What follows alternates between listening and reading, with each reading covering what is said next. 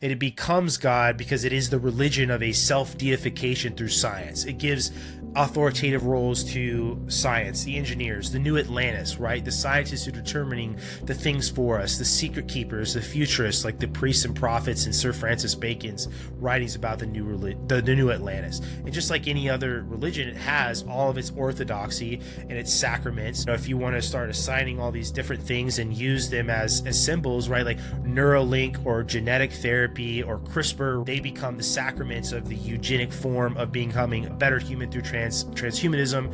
And then research labs are the temples, and then the heretics become, like you were talking about, Chris, the people that refuse to involve themselves in it, and they become the old models sought out to just be destroyed and cast into a heap of other old models and burned because it offers no purpose. Let's go!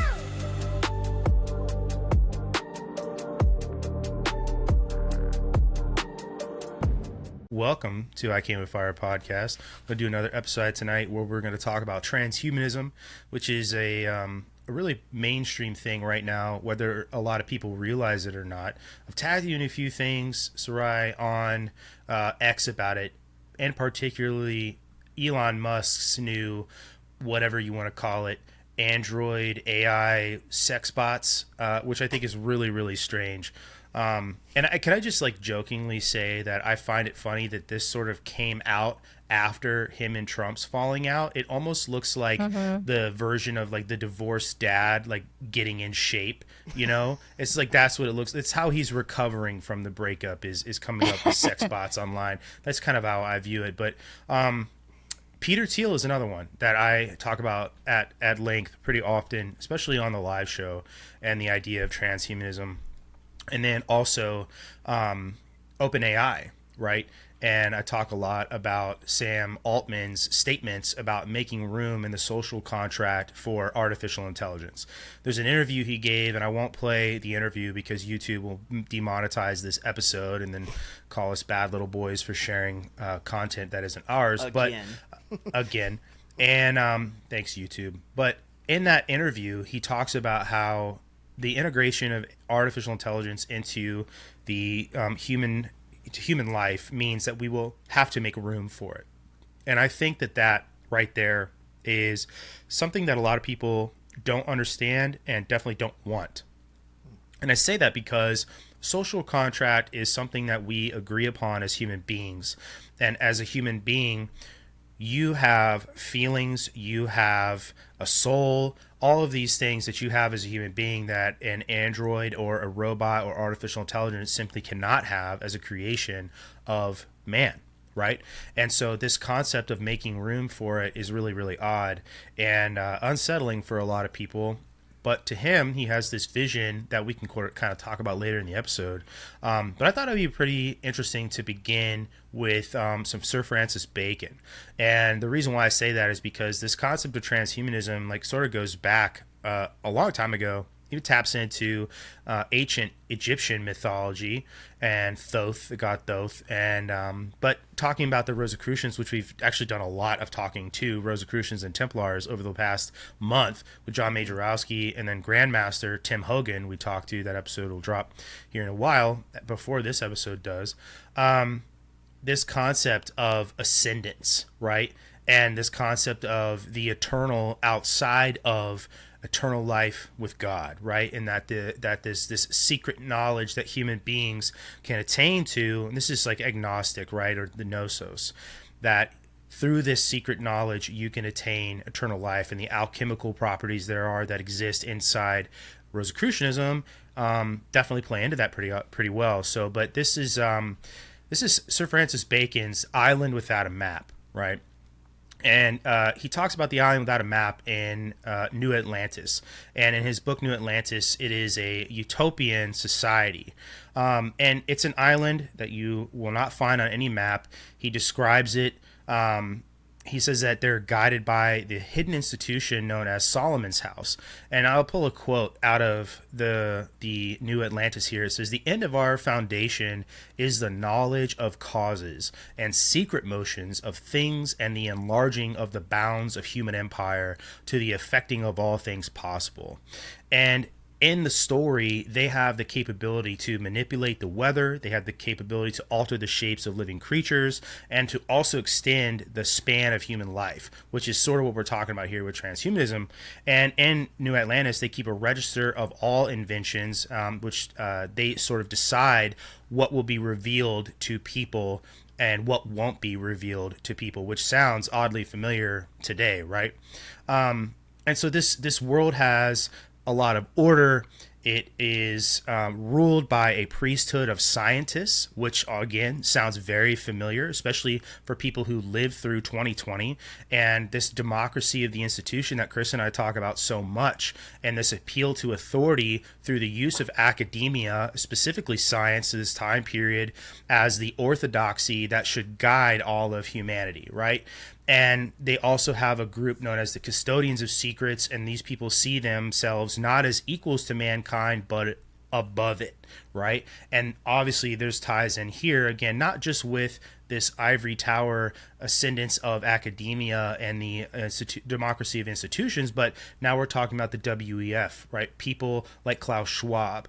And so he talks about this, and he obviously could not have known about things like genetic engineering or microchips or anything like that. But it's this insertion of things where society has a centralized an artificial idea of what life is, and that nature itself is going to be rewritten by this set of artificial laws, right? And that, I think, is the core of transhumanism, because it is now, through the modern lens, the espousing of technology to humanity.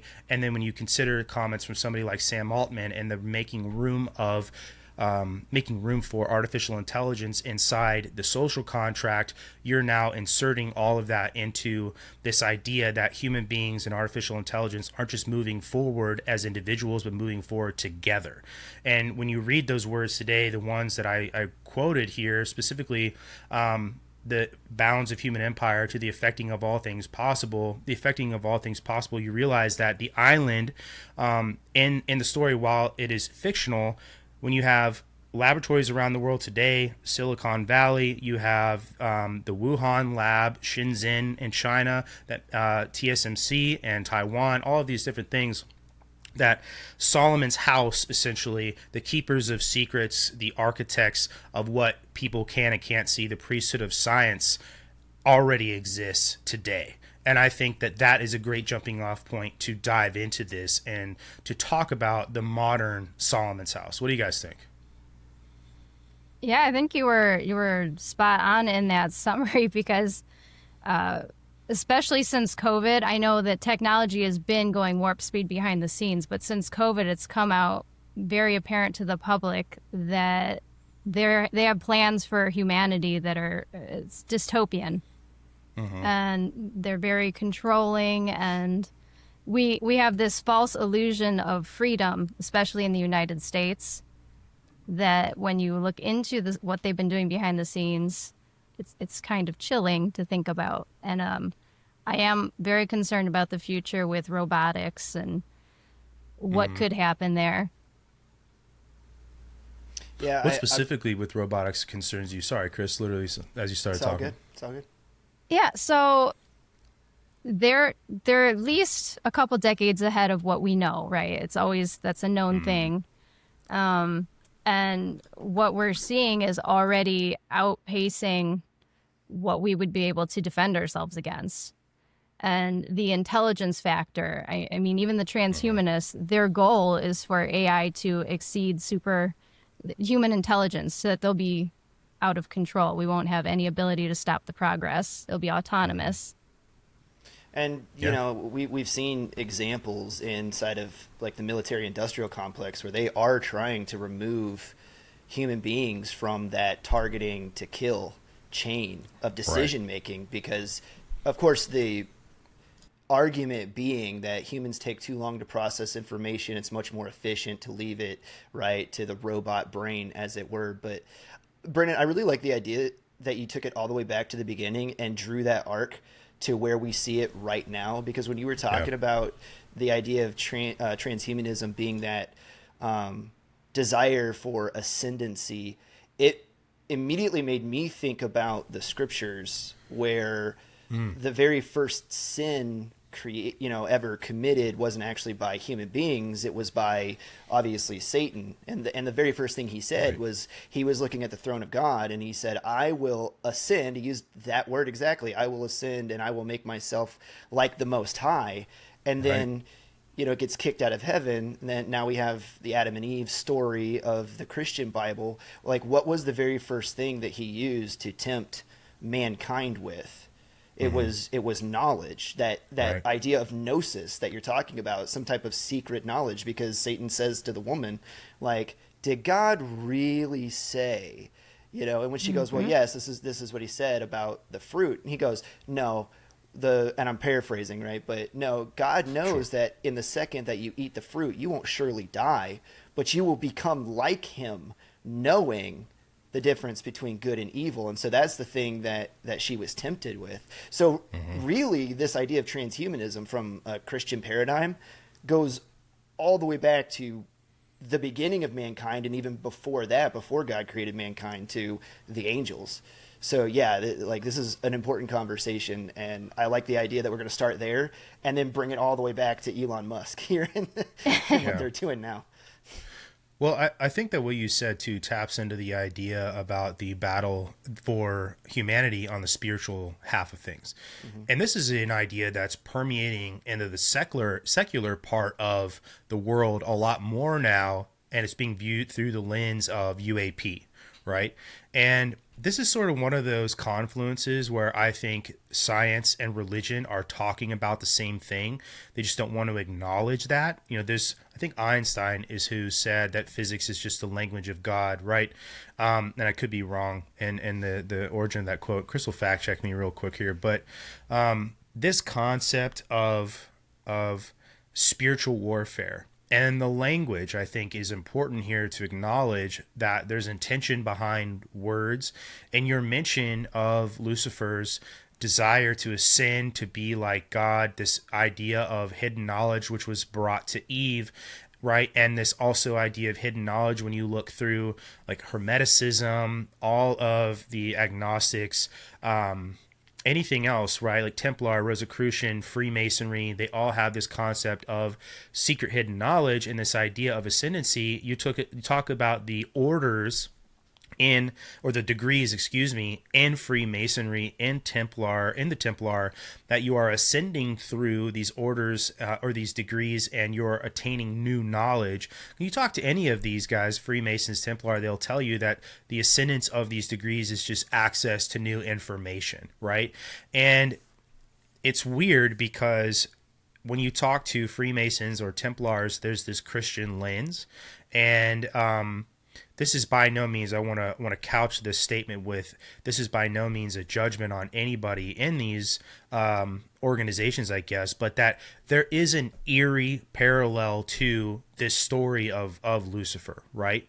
And when you look now with spiritualism, this idea in UAP, the UAP community about angels and demons, and the idea of angels using spaceships essentially to travel, and the referencing of the canonization of nuns and saints, and then the modern viewpoint of the UAP experiencer, the people who are CE4, CE5, close encounters of the fourth kind, close encounters of the fifth kind, and they're having these similar experiences. They all are about ascendancy and the attainment of knowledge through the access of these beings, and these again, like if you're talking to a demon who has the intention, whose master has the intention of being like God, like I think that these parallels have to be talked about and mentioned, that they may exist in tandem, and in my opinion do exist in tandem. Does that sort of make sense? But you're right, Chris. I think the best way to do this is to go back and talk about some of the origins of this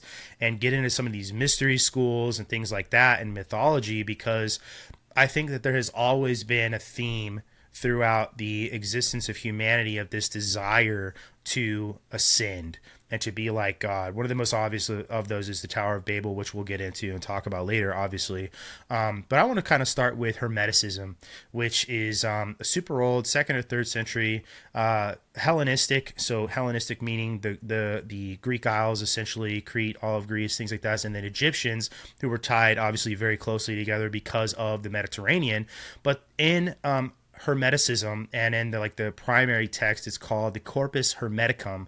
There is a sentence. It's a declaration, essentially of the dual nature of mankind, and that is that they are mortal because of his body and immortal because of this substantiality of man. So in other words, man is a marvel and is a union of both mortal and the divine, which we know, right? This is a belief. But there's this notion that humanity can rise above the material world, which is us in our material form, and that is central to Hermeticism and that belief. And Hermeticism also ties into the Platonic or Plato set of philosophical rules. And that's similar because Plato hints too that the physical world is a shadow world that is a shadow of a perfect and more ascendant world, right? And that I think that's a succinct way to talk about where humanity has always been trying to go. Does that sort of make sense? Yes, and I found it very fascinating / funny. All of these different ancient religions, they're all copycats of each other in some way, and they all recognize that we are sinful in nature in a sense, and we need to purify ourselves, and they all have different means of doing it. But the real difference is that they put their faith in themselves, and they try to push the God aspect to the side because they want to actually be the gods. Mm-hmm. Yeah, that's a great point. Yeah, I agree with that. Going back to your quote, mathematics is the language with which God has written the universe is attributed to Galileo, if that's the one that you were reaching for. Wrong. But I do think that it's interesting, too, that when you go back to the beginning, and we talk on here all the time about kind of alternative theories of history, right? Graham Hancock and that kind of thing. And now there's evidence to suggest that some of the great Paleolithic structures that we're looking at, the pyramids and Stonehenge and stuff like that, are actually predate. They're much older than the accepted timeline of history, sure, that we know now. But what do you think about this? That kind of the first foray of mankind into transhumanism, which would be the idea that we can outlive our own mortal selves, right, is mankind's invention of art and architecture to build a structure that contains collective knowledge of a group of people that then transcends that entire culture and goes through history, right, holding on to the knowledge that they put into it. That kind of is the very first idea of I want to make something that outlives me, right? Mm-hmm. Mankind reaching into the eternal, as it were, right? I think that because we are of God and God has no beginning and no end, so he is eternity essentially, right? Alpha and Omega. Because we are like him, that there is this there's this motion we always have toward the eternal, essentially, right? I think that we are there's a flame inside of us that wants to live on forever because of our maker, right? And I think it is a quelling of that and a recognition that only through him can we live forever, right, with him in heaven, that we have to come to realize, right? And that's why I think that there is always going to be and always has been this desire to exist beyond ourselves. And I think too, right, there is an allowance for that and the creation of children. And I would say that is also a continuation of us, because not just genetically, but in our ideas, our beliefs, right? And God did that too with his son. Right. And there's this allowance of that in the continuation of, and obviously God has created us and then will destroy us at some point. Right. And we'll have the end of mankind as we know it. But I think that's why. I think it's because of where we came from that this desire is innate. What do you think, Sarai? Yeah, for sure. I do feel like immortality is just something that's kind of written written in our hearts because we are of God, and we share characteristics of him as well. So, of course, we have the creativity and aspirations, and the key is to not try to go above and be the creator. I think that's what all of the seeking of knowledge is too. Everyone is just trying to figure out how he made everything. We can't make anything new. Mm-hmm. I like that too, and I wanted to jump on it when you were saying it earlier. The idea that the church and science have always kind of been antithetical to each other.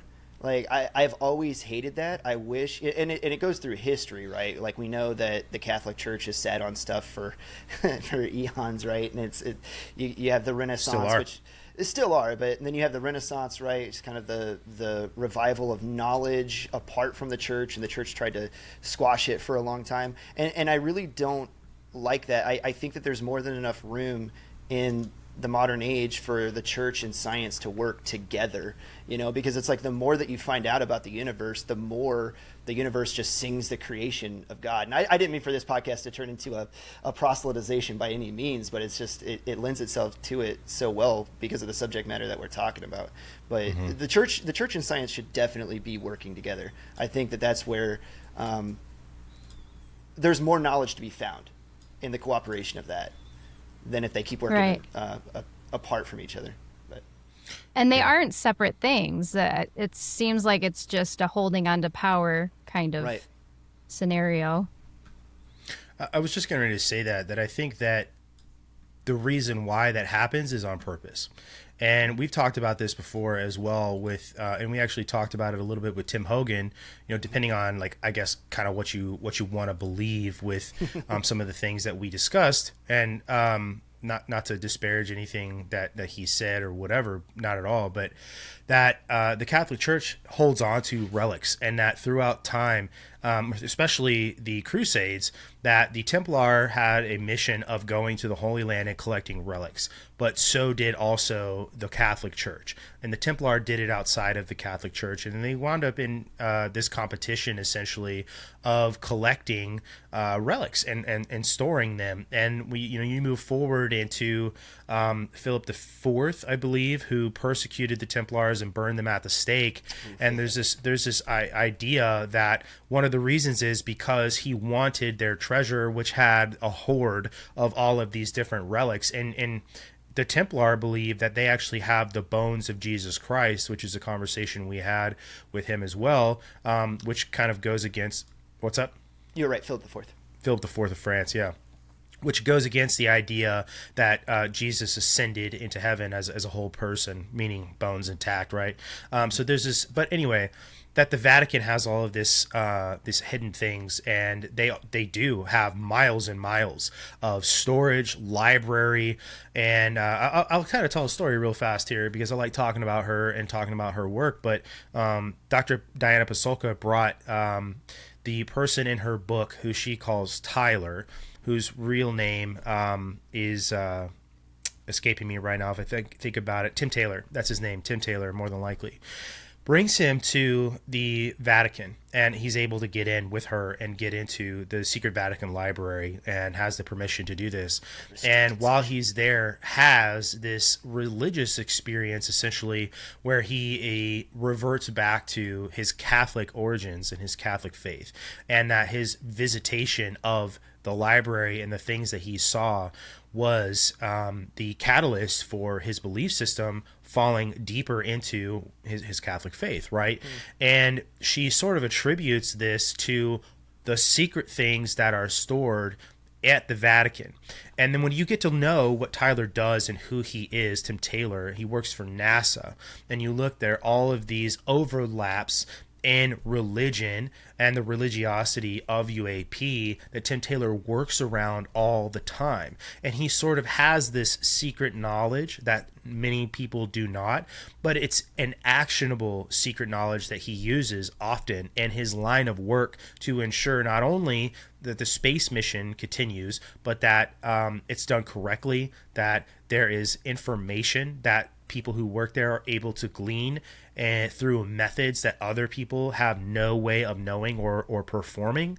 And then you look at him and know this information, and then you see what he believes in as a Catholic. It's sort of wild, because you'd think, to tie it back to this concept of religion and science being antithetical or at odds with one another, that despite and in spite of his gross amount of scientific knowledge and implementation of that science and spirituality, he is still deeply religious, and that science affirms his faith. And then what he sees at the Vatican affirms what he does on a day-to-day basis. And so there's this really unique, I think, tie-in there as well. So I mentioned before about like the mysticism of ancient Egypt, the Egyptian god Thoth, which the Greeks identified as Hermes Trismegistus, which is also a god that we talk about often with Tim Hogan in that episode. But Thoth represents wisdom. He represents magic. He represents writing, to tie you in with that, Chris,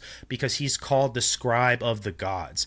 And that's that knowledge living on beyond humanity. And Thoth's mythology taught that hidden knowledge to humanity, writing and science especially, were akin later to the idea of forbidden knowledge. And in contrast, obviously, Christianity paints Jesus as a mediator between God and man, and emphasizes the accepting of divine grace, essentially, rather than the seizing of godhood, which is sort of the idea of the gnosis. But the Gnostic sects in early Christianity actually believed closer to what the Hermetics believed and the Egyptian mysticism, because they viewed that the material world was a defective creation of a lesser god, or the demiurge is what it's called, and they sought salvation through secret knowledge, or gnosis. And to the Gnostics, the body was a prison to escape, and the ascendance out of that body through that obtaining of secret knowledge was transhumanist, and it's a proto-transhumanist framework, because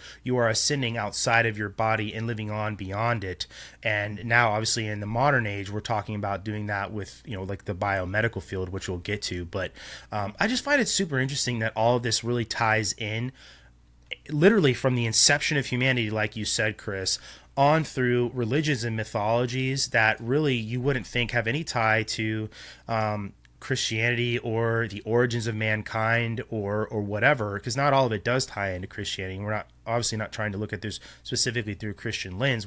We are Christians, so we're talking about it that way. But it's a proto-transhumanist framework that has existed and that exists from the beginning of mankind all the way up through the Renaissance, all the way up through the medieval period, and on into modernity, past the industrial age, and into now the tech age, which is crazy.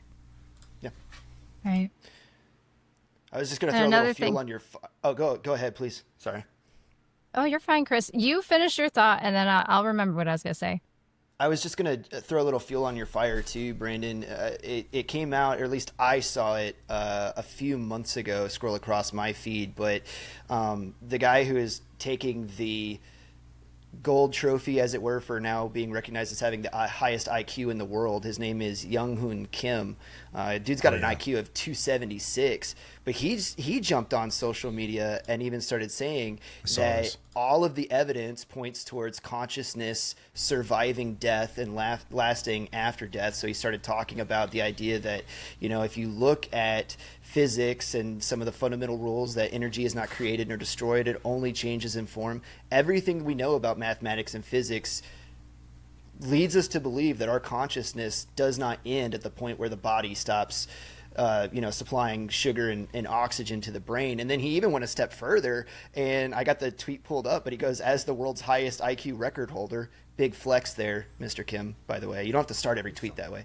But he says, I believe that Jesus Christ is God, the way, the truth, and the life. And so it's like, it just backs up like everything that you're saying here on the modern end of the argument. But sorry, when you were talking about that, it popped that memory into my brain. Go ahead, Sarah. Yeah, that's an awesome memory. I was going to say, going from the biblical angle of this, so we were talking about the Tower of Babel and how they wanted to ascend and make a name for themselves to escape the rulership of God. Right. And so Nimrod is the one who's thought to be the one who built that town, right? And fun fact, he's a descendant of Ham, who was the son of Noah that God cursed for revealing his father's nakedness. So it's like a generational curse, and their line's tied to Egypt as well. Yeah. Well, and jumping off of that, I always love to point out that the idea was that they were going to build a tower into the heavens, right? So they were going to ascend, climb this tower, go into the heavens, and then they would be like God, right? So there you're tying that transhuman idea that goes all the way back to Satan, saying that he was going to ascend on high. So now here we are, just a few generations into mankind, replicating that idea again. And God looks at the other spiritual beings around him, and he goes, if left to their own devices, nothing will be unattainable to them. Let us go down and confuse their language. So God comes down, and what's the one thing that he takes away from mankind is the ability to communicate. And just by removing that, then mankind, right, spreads over the four corners of the earth, and human history moves till where we are now. And I think that AI bringing the modern back into it, of what transhumanism is trying to use to make that next leap. Like, one of the very first things that really put my antennae up is when the large language models basically did away with the need for having translators. So now it's like all of mankind can now communicate through AI, which basically has access, because once they gave it access to the web, now it has access to the collective knowledge and history of mankind, right? And so I think that AI kind of represents a digital rebuilding, or at least the same idea of what we're trying to do, of what they were doing with the Tower of Babel. Because now that mankind is all back together and can communicate through this box, right? It's like, and like God said, nothing will be unattainable to them. So I honestly think that AI is like one of the watershed moments that really sets up the dominoes for what leads to the end of the book, right? As far as the Bible is concerned, because of that. But those two through lines directly connect over 6,000 years, or whatever the timeline is. Yeah. Well, I mean, when I was looking into this, one of the things, I think the themes that I found was that humanity has had this constant goal of moving toward becoming as gods, right? And there's a historian, his name is Yuval Noah Harari. I hope I'm pronouncing that right. But there's a quote from him I have here. He says, humanity's next targets are likely to be immortality, happiness, and divinity. We will now aim to upgrade humans into gods and turn Homo sapien into Homo Deus, right? And this, of course, obviously is much like we were just talking about in Genesis, where Satan, as the serpent, promises, ye shall be as gods if Adam and Eve eat of the fruit of forbidden knowledge. That the transhumanist rhetoric of godlike upgrade just is exactly the same thing, and it's a Luciferian inversion, which is rebellion against the natural limits, but it's cast as enlightenment. And this is sort of exactly the same thing that you're talking about with artificial intelligence, and it also ties into me, since we're talking here from this biblical, or if you want to call it quasi-biblical, with what I'm about to mention.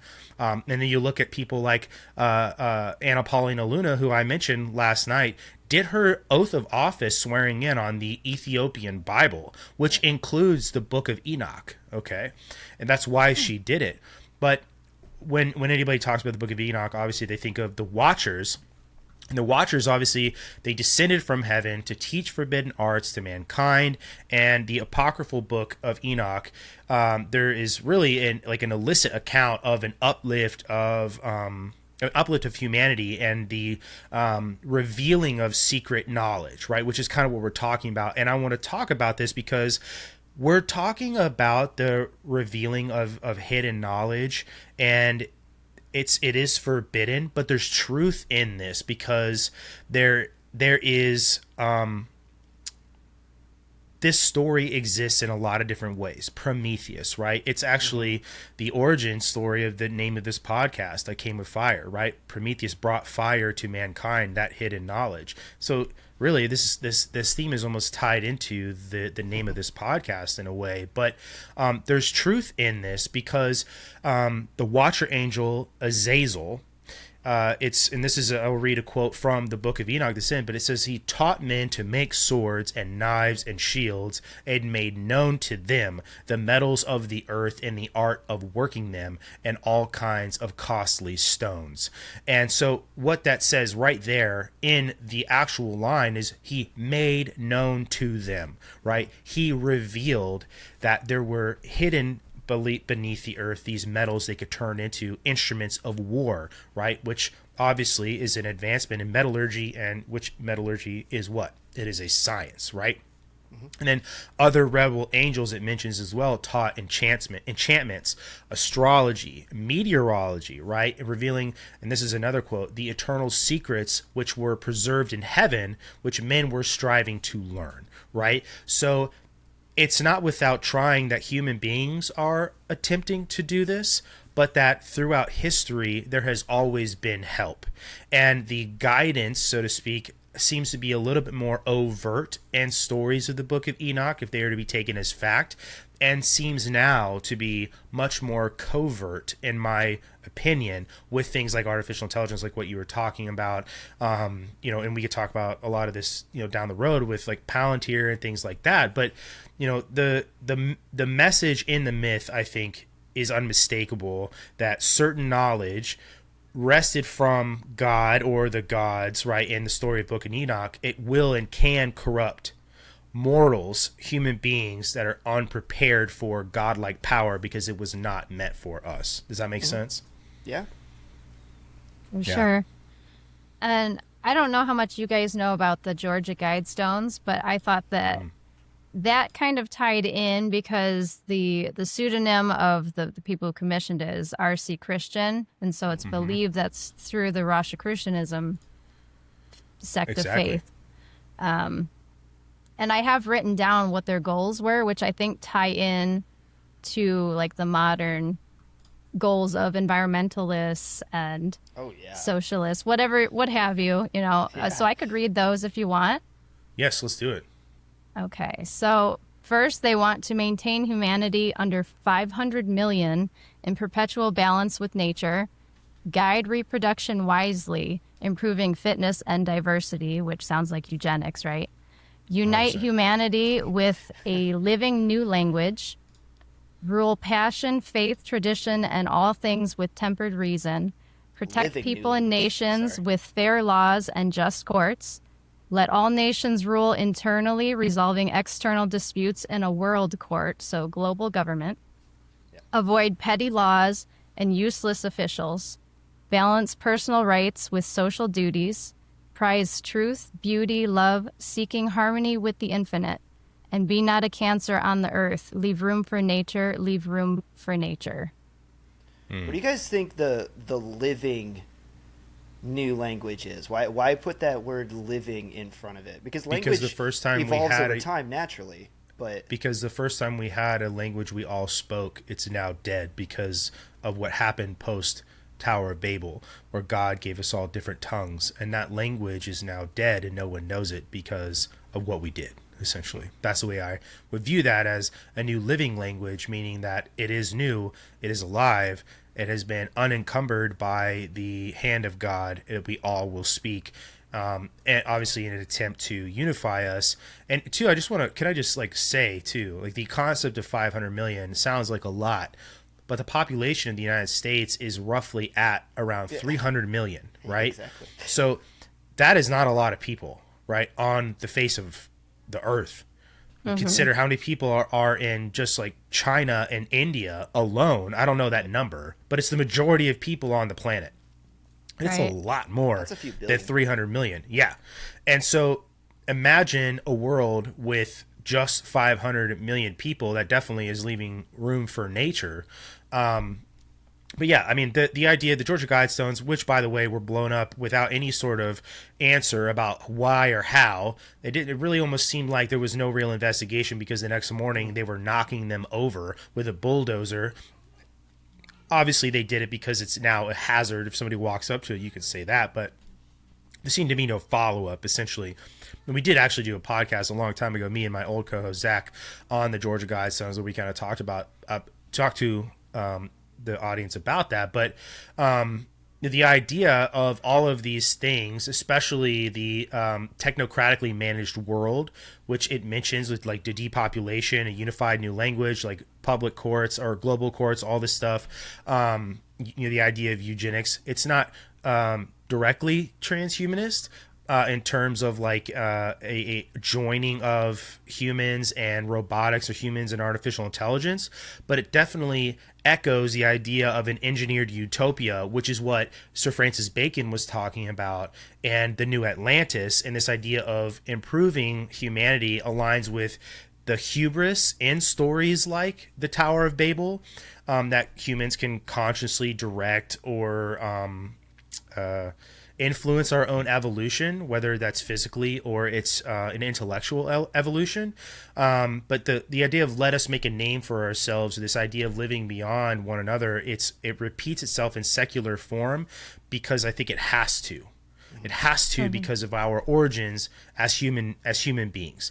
And the idea of the Nephilim exposing all of this to us just sort of shows how the enemy, right, wants to push us down that path and has from the beginning, if that makes sense. And these are, to me, proto-transhumanist ideas and concepts, because I think that the goal of the transhumanist goal is to, or the goal of the transhumanist agenda is to get us to the ultimate ascension of human beings. And I think that the greatest hubris of it is a combination and the adjoining of human beings and our own creation, right? Which is, I guess, if you're going to look at it through a Christian lens, it's like sort of a mocking of us being created by God, but we are now the masters over something we're incorporating into with ourselves, and becoming a higher being, if that makes sense. Well, I was going to say exactly that. You're assuming that there is a higher form of human being as soon as you say that. Right. Which absolutely throws away and shits on the idea that we were made in the image of God and we are the hypothesis of creation, right? Because, if you go back to the Genesis story, God says, and let there be, and let there be. But when he creates man is the only time that you read that he does something physical, that he reaches down and he gathers the dirt together and then breathed into him the breath of life, like God formed us with his own hand. So, but to say it's like, because there's kind of like two main spokes of this, and correct me if I'm not thinking about this correctly, right? But there's one of the ideas is that human beings can evolve kind of to a next level tier, right? That we can better ourselves, right, or reach that next pinnacle of evolution, whatever it is. And then the other idea is that we can basically become immortal or transcend death itself. Right, so one kind of focuses on the here and now and how we are and interact with the world, and then the other one is about our lifetime, right? And both of these things are anti-God, and they're really anti-human, because you're taking the form of what a human being is, and you're saying that's not good enough. I want to alter it. I want to change it. Right, but there are rules set in place, divine rules set in place over all of nature that we all live in, right? And it is appointed unto man once to die, right? And then after this, the judgment. And if you go back and listen to the podcast that we did about the end times, right? That idea that those two prophets that are going to come back are two prophets that in the Bible didn't necessarily see death. Right, but Scripture says it's appointed unto man once to die, and so that's one of the reasons a lot of people think it's going to be Moses and either Enoch or Moses and Elijah, because those are three people where it's like, I'm not quite sure if any of them, if they died. Elijah was taken away, Moses was taken by God, and then Enoch, it says, walked with God. So it's like, I don't know. It kind of leaves it up to interpretation, but yeah, you can't. These rules are set in place, and they are immutable. They are. I want to back you up, and I also want to back up what Sarai was saying, because she brought up the Rosicrucians. Yeah. And Rosicrucianism, they have a text called the Confessio Fraternitatis. I'm probably screwing that up. But in it actually declares that Jehovah, God, seeing civilizations decay, and this is a quote from it, decides to redeem humanity by revealing to the willing and by thrusting upon the reluctant those secrets which previously he had reserved for his elect, and that they foretold that those who receive this knowledge shall become masters of all arts and crafts. No secret shall be hidden from them. The whole world shall become as one book, and the contradictions of science and theology shall be reconciled. Rejoice, O humanity, for the time has come when God has decreed that the number of our fraternity shall be increased. And it's this idea that you're talking about, this hubris, this unification of information and the spiritual and the scientific, enabling this unified utopia, essentially, right? That exists not just in Rosicrucianism, but again, all throughout history, biblical history, the origins of mankind, and continues on. I guess if you're looking at through the lens of the unification of all of mankind, can use artificial intelligence to communicate with one another, where there are no boundaries, there are no barriers to entry, essentially. Okay. But the thing is, again, right, like the Rosicrucians, they cloak their what they call their great work, quote unquote, in Christian allegory, right? But you get the sense of all of the Hermetic and Gnostic underpinnings and man's destiny to ascend step by step toward God, and then attaining like godlike wisdom, essentially. And I think that that perfectly encompasses what you're talking about, because living forever and this idea of living on through everything that you do, and then erecting a monument, a secret monument, you know, very specific measurements, very specific alignments with constellations in the sky, right? The set of rules essentially are guidelines, right, for humanity, the direction of a new living language. It's not just, you know, European or Oriental mysticism or Near Eastern mysticism. Like this I think is the, if I could say, language of the enemy, so to speak.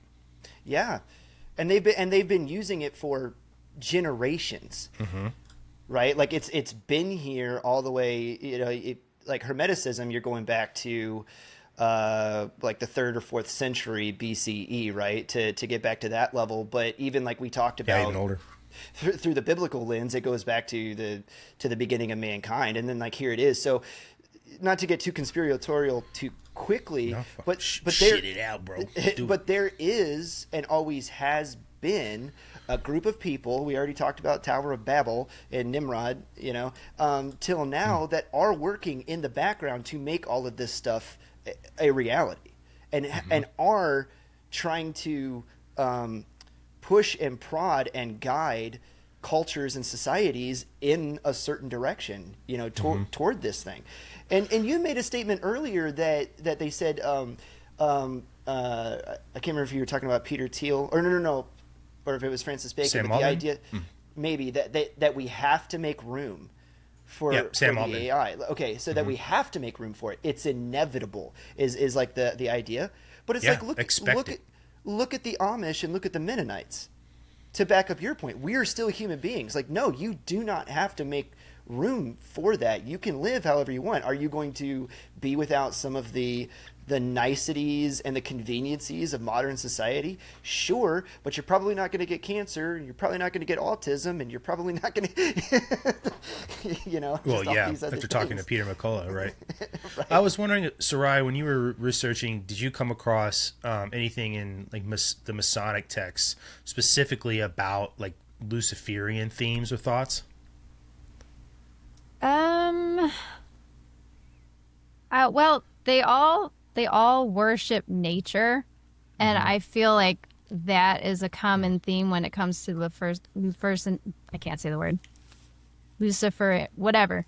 Say the word for me, guys. Thank you. I don't know why I can't say it. Gotcha. But yeah, worshiping nature, wanting to just come up with the knowledge by themselves was really all I had as far as that goes. Well, it was just reoccurring themes with all of these different religions. Well, it is, and that's a good point, actually, that you just made, that it's a reoccurring theme, because I think it will always be a reoccurring theme, and it is all over the world, right? Let's just step out of the Christian box for a second, okay? Yeah. This exists in Oriental mysticism. This has existed in Near Eastern mysticism.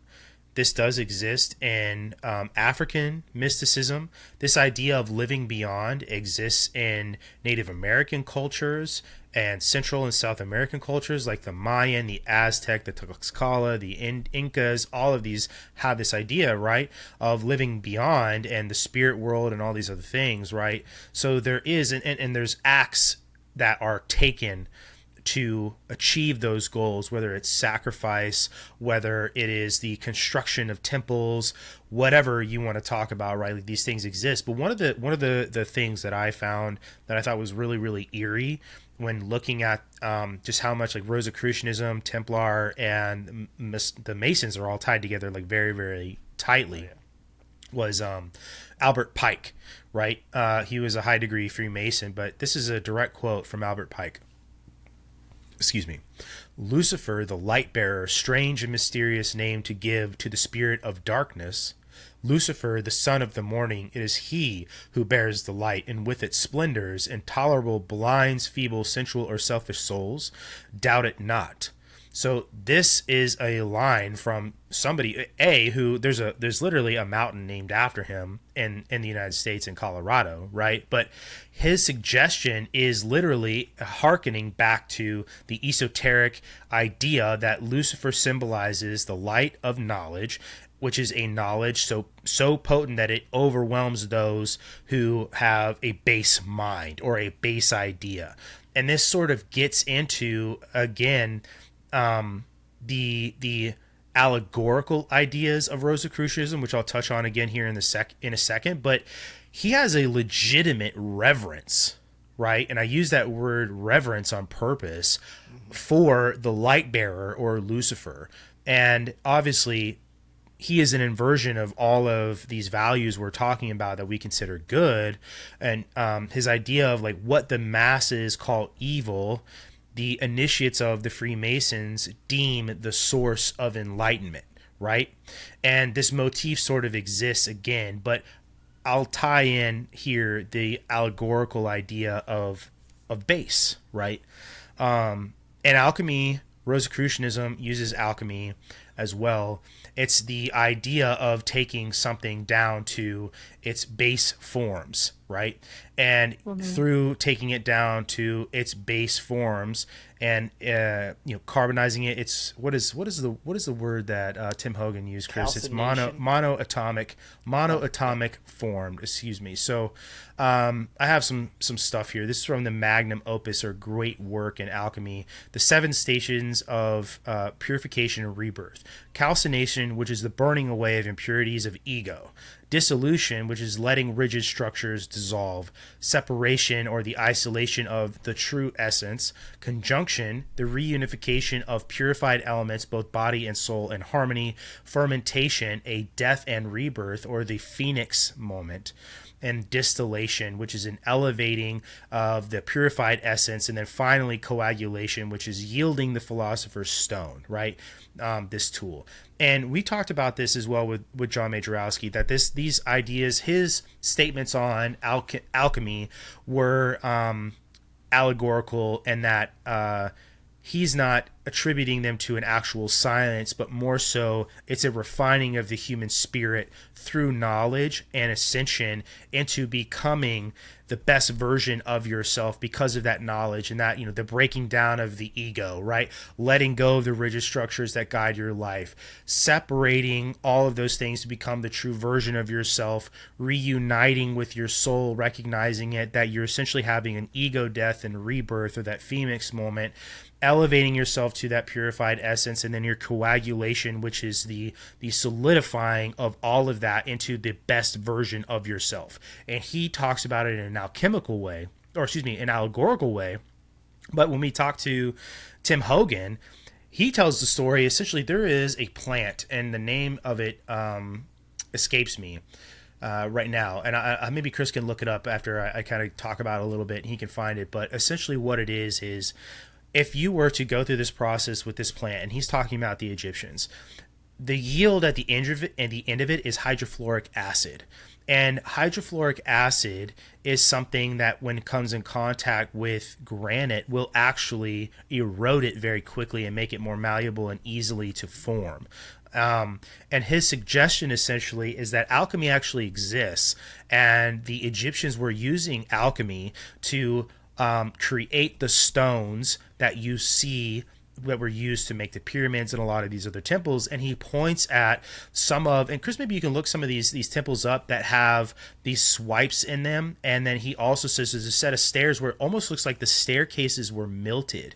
And his attribution to that is that there was a spill of the hydrofluoric acid essentially on those stairs, and that's why they look that way, because there's no modern like actual explanation for it. But I just think it's interesting that there's these like two branches off of this tree that, like, it seems like one half of them view alchemy as an allegorical concept of just becoming the best version of yourself through the knowledge that you are attaining through moving through the degrees of Rosicrucianism or Freemasonry or whatever, and then there is the belief even deeper in somebody like Grandmaster Tim Hogan, who believes that that knowledge is physical, and that knowledge is actually used to manipulate your environment because it actually has a physical yield in something like hydrofluoric acid at the end of the day. I think that it's ludicrous to say that alchemy, doesn't exist, or not that it doesn't exist, but that it's completely and totally pseudoscience, because people like Isaac Newton spent decades of their life trying to study alchemy and obviously transmutation of base metals into gold and things like that, and they didn't get the results that they were looking for, but it gave birth to modern chemistry. Right? So the idea being that of course alchemy is a thing. So you can see what it looks like slag like rolling down those stairs. It literally looks like liquid, doesn't it? Yeah. Which is kind of wild. Like, you can even see like the stream, I guess you could say. It gets bigger at the bottom, which is exactly what would happen if a liquid rolled down. And like pooled. the misfiguring of the steps essentially is the worst at the bottom, which to me, like, just using gravity, right, like, is exactly what happens. Like, if you spilled a drink down the stairs, it's going to pool at the bottom of the staircase, right? Like, so it does have that natural like liquid flow look to it essentially. And I think that it would just be asinine, not to think that because of the fact that, hey, do we know how they built the pyramids? Nope, we still can't figure it out. Okay, so obviously we're not the smartest that we've ever been. Obviously, because you can't explain it to me. So the idea that the ancients didn't understand some type of chemical reaction that we still haven't yet rediscovered is not that far of a leap. Yeah. Yeah. I think that's one of the biggest deceptions, is to say that man used to be dumb and we've progressed from there, and now we're ultra intelligent and we have all of these ancient marvels that we haven't figured out how they did it. I think they just used different tools, and they were much more in touch with working with their hands and creating things. Obviously, we have the modern comforts now, so like Chris was talking about earlier, we could go and be like the Amish, but it would be really hard because we let go of that wisdom from people who used to live more simple. And we've made ourselves dependent. The smart cities, you could see that that's around the corner, where they're going to be pushing us out of the farmland and taking it over. Well, dude, I'll tell you guys this. I've said this on a couple of live shows before, but I actually live in what is meant to be one of the 15-minute cities in California. And this is like a plan. Like, actually, and this is kind of weird. And like, I learned all this after the fact, so forgive me, everybody, like, listening. But like, my entire neighborhood and all of these neighborhoods were built on purpose to be a part of this plan. Like, I live in the first groundbreaking of homes to be a part of this idea. And I live in a very agricultural part of Northern California, right? There's all these farmers' fields, there's all these orchards for nuts and fruit and things like that. But there is a plan for all of this farmland that my community essentially lives in a circle around to be turned into a tech park and also shopping centers. And it is intentional for, and there's bridges over the highway, all this stuff. Like, they're still developing it for it to come into this essentially center where you're meant to be able to walk or bike, A, to work, or B, to go get the things you need and then come back home without having to travel. Right. And then you consider, I mean, now we're getting like kind of off subject a little bit, but you consider like the tax for how much you're driving, like based on the mileage, right? To encourage you to not drive, right? The trying of to force electronic vehicles, which have much more of a barrier in traveling than gas vehicles, because obviously charging stations aren't as much in abundance as a gas station is around the world, or around the world, right? Like, that doesn't exist as much. But anyway, so this all sort of, I guess, ties together in that odd sort of way, without like going too far off down a rabbit hole that we're really not talking about. But the first person, actually, unless you guys have anything else you wanted to bring up about Rosicrucianism or Freemasonry, like, kick it back to you guys real quick. No, not okay, about like, the ancient stuff. No. Okay, yeah, I think the last thing I'll say about it is the allegorical way that John Majorowski was talking about it. This like betterment of you as a person, as an individual, by going through the processes and rituals, right, that Rosicrucians and Knights of the Templar and all of these, Freemasons, that they go through. I think that it's almost like anything else, where there is like your soft practitioners, I guess, of this, okay? The people who truly just believe in it in an allegorical sense, and maybe aren't somebody who's trying to run it down in every physical sense of the word and make contact with every single hidden being or source of knowledge, which beings in all of these categories have been sources of hidden knowledge, right? Mm-hmm. And we actually even talked about this a little bit with John too, in his visitation of the Lady in White, and she gave him visions, if you remember in that story, of him throughout time fighting, doing something for her on her behalf, and she presents him with a sword and he refuses it, right? And I said to him, like, maybe that was a test, right? Maybe this concept of ascension that you're going through, right, that is this sort of ego death that we were talking about in these 7 stages, essentially, of the Rosicrucian idea. Let me get back to it real fast. The Rosicrucian idea of alchemy, right?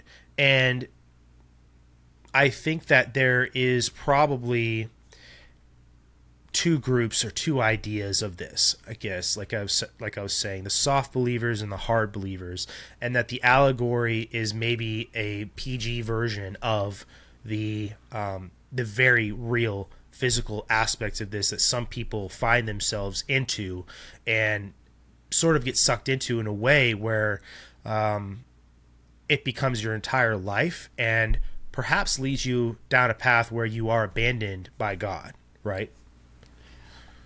I just think that it's really interesting that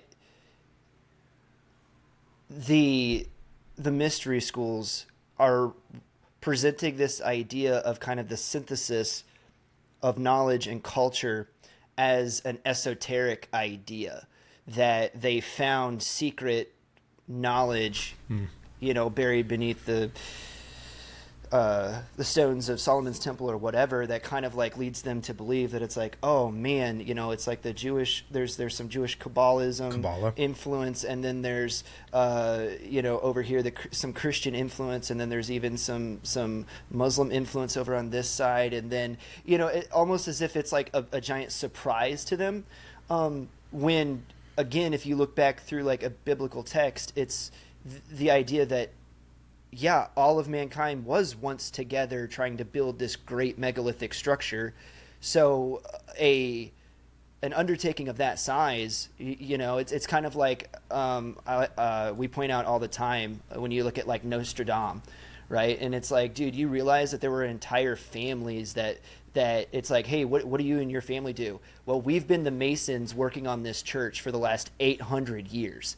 You know what I mean? And it's like, that's what my dad did, and that's what his dad before him did, and so on and so forth. And so it's like the entire culture would have been involved in building this megalithic structure, which means that then when their language was confused and they were scattered to the four winds of the earth, why wouldn't they have taken all of that? The knowledge was the same. They knew what they were doing. The architecture was the same through the culture, right? But it was all of a sudden they couldn't communicate the ideas to each other of what they wanted to do and what the next steps were going forward, right? And so I don't know if there's, and it also ties into your point about the Watchers or the Nephilim. It's like that happens right before this, where all of that knowledge was shared with them when the sons of God came and took wives of the daughters of men. So it really shouldn't come as this giant surprise to anybody that looks at history through a biblical worldview, that all of this esotericism and Gnosticism and the deep hidden knowledge of the world all seems to have some kind of like common core or a point of synthesis to it. And then you look at the Emerald Tablet, which I know you wanted to talk about tonight, and how that seems to jump in between cultures, right? Whether it came out of Atlantis, right, is one of the prevailing theories, and was carried by Thoth to Egypt, right, because he was supposed to be one of the Watchers, and then from there it made its way into Hellenistic Greece, where then it was taken and refound again, and then taken somewhere else, and it's like, but why wouldn't even if the Emerald Tablet did contain some type of secret recipe, right, for coming up with the Philosopher's Stone, for immortality and other alchemical I don't know, experimentation that they wanted to do, turning base metals into gold and science stuff. Right, but why wouldn't that knowledge already not be shared by all those ancient cultures? It's almost as if they had to come up with a literary device to prove it being true, of why this knowledge was shared through the history and through these different ancient peoples. That's interesting. You know what I mean? Yeah. But it shouldn't be surprising to people is my whole point of that little diatribe. But yeah. Right. Well, I think when you add like I have the secrets and I hold this information that no one else has, it draws people's interest into wanting to join the club, and also whoever holds it is going to be the one who has all of the power and control over that group of people. And I think in Revelations, when God's correcting the different churches, and it was the church of Thyatira, the scolding was that they were holding on to Satan's so-called deep secrets, the teachings of Jezebel. Great and that made me think of all of these mystic ideas, and the fallacy is that instead of looking to God, they're trying to discover themselves. And if you're trying to discover yourself in yourself, you're just going to be perpetually lost. That's a great point. That theme is exactly this idea of the allegorical alchemy that we were talking about. Are you able to like run that down a little bit more, like what you were talking about just now, Sarai? Like how God was scolding them for holding on to this secret knowledge? Well, it wasn't a very long passage. It was the 7 different churches of Revelation. And I know Thyatira specifically, it said they tolerated Jezebel. And there was just a very brief comment of holding on to the so-called deep secrets that he said came from Satan. So, and that's something that some of these mystics do. They don't reject the Bible, but they add the aspect of they have more control than the Bible says they have, and more knowledge than is there. And so it's this, I think it's even more deceitful than just abandoning God altogether, where you kind of tie in what God says with a new angle. That fools a lot of people. Well, I think it's interesting too. Oh, no. Go ahead. Sorry, I thought you were done. No, you can go ahead, because I was going to actually bring up another character. So I don't want to go too far away. No, you're fine. I was just going to say that one of the things too that I see relating between what we're talking about with all of these mystery schools, the Rosicrucians, the Templars, the Masons, and now in the modern age, the very few people who are at the forefront of this introduction of this new social contract, so to speak, right? The Peter Thiels, the Sam Altmans, the Elon Musks of the world. There has always been a theme of a select few people who get this information, and a select few people who are able to harness it and use it for themselves. I want to tie it, and maybe this can sort of tie up this discussion a little bit on the Rosicrucians, but the Rosicrucian slogan is "Sub umbra alarum tuarum Jehovah," which means, at a Latin, "Under the shadow of thy wings, Jehovah," which hints obviously at the select few who are Rosicrucians, able to attain divine knowledge while also transforming themselves and the world. Yeah, that reminds me, or it makes me think of, at least, the Catholic church that we fled from to build America. That's kind of what they did. They had all of the information, and everyone had to go through them for what was right and okay, and it became tyrannical. That's an interesting way to look at it too, actually.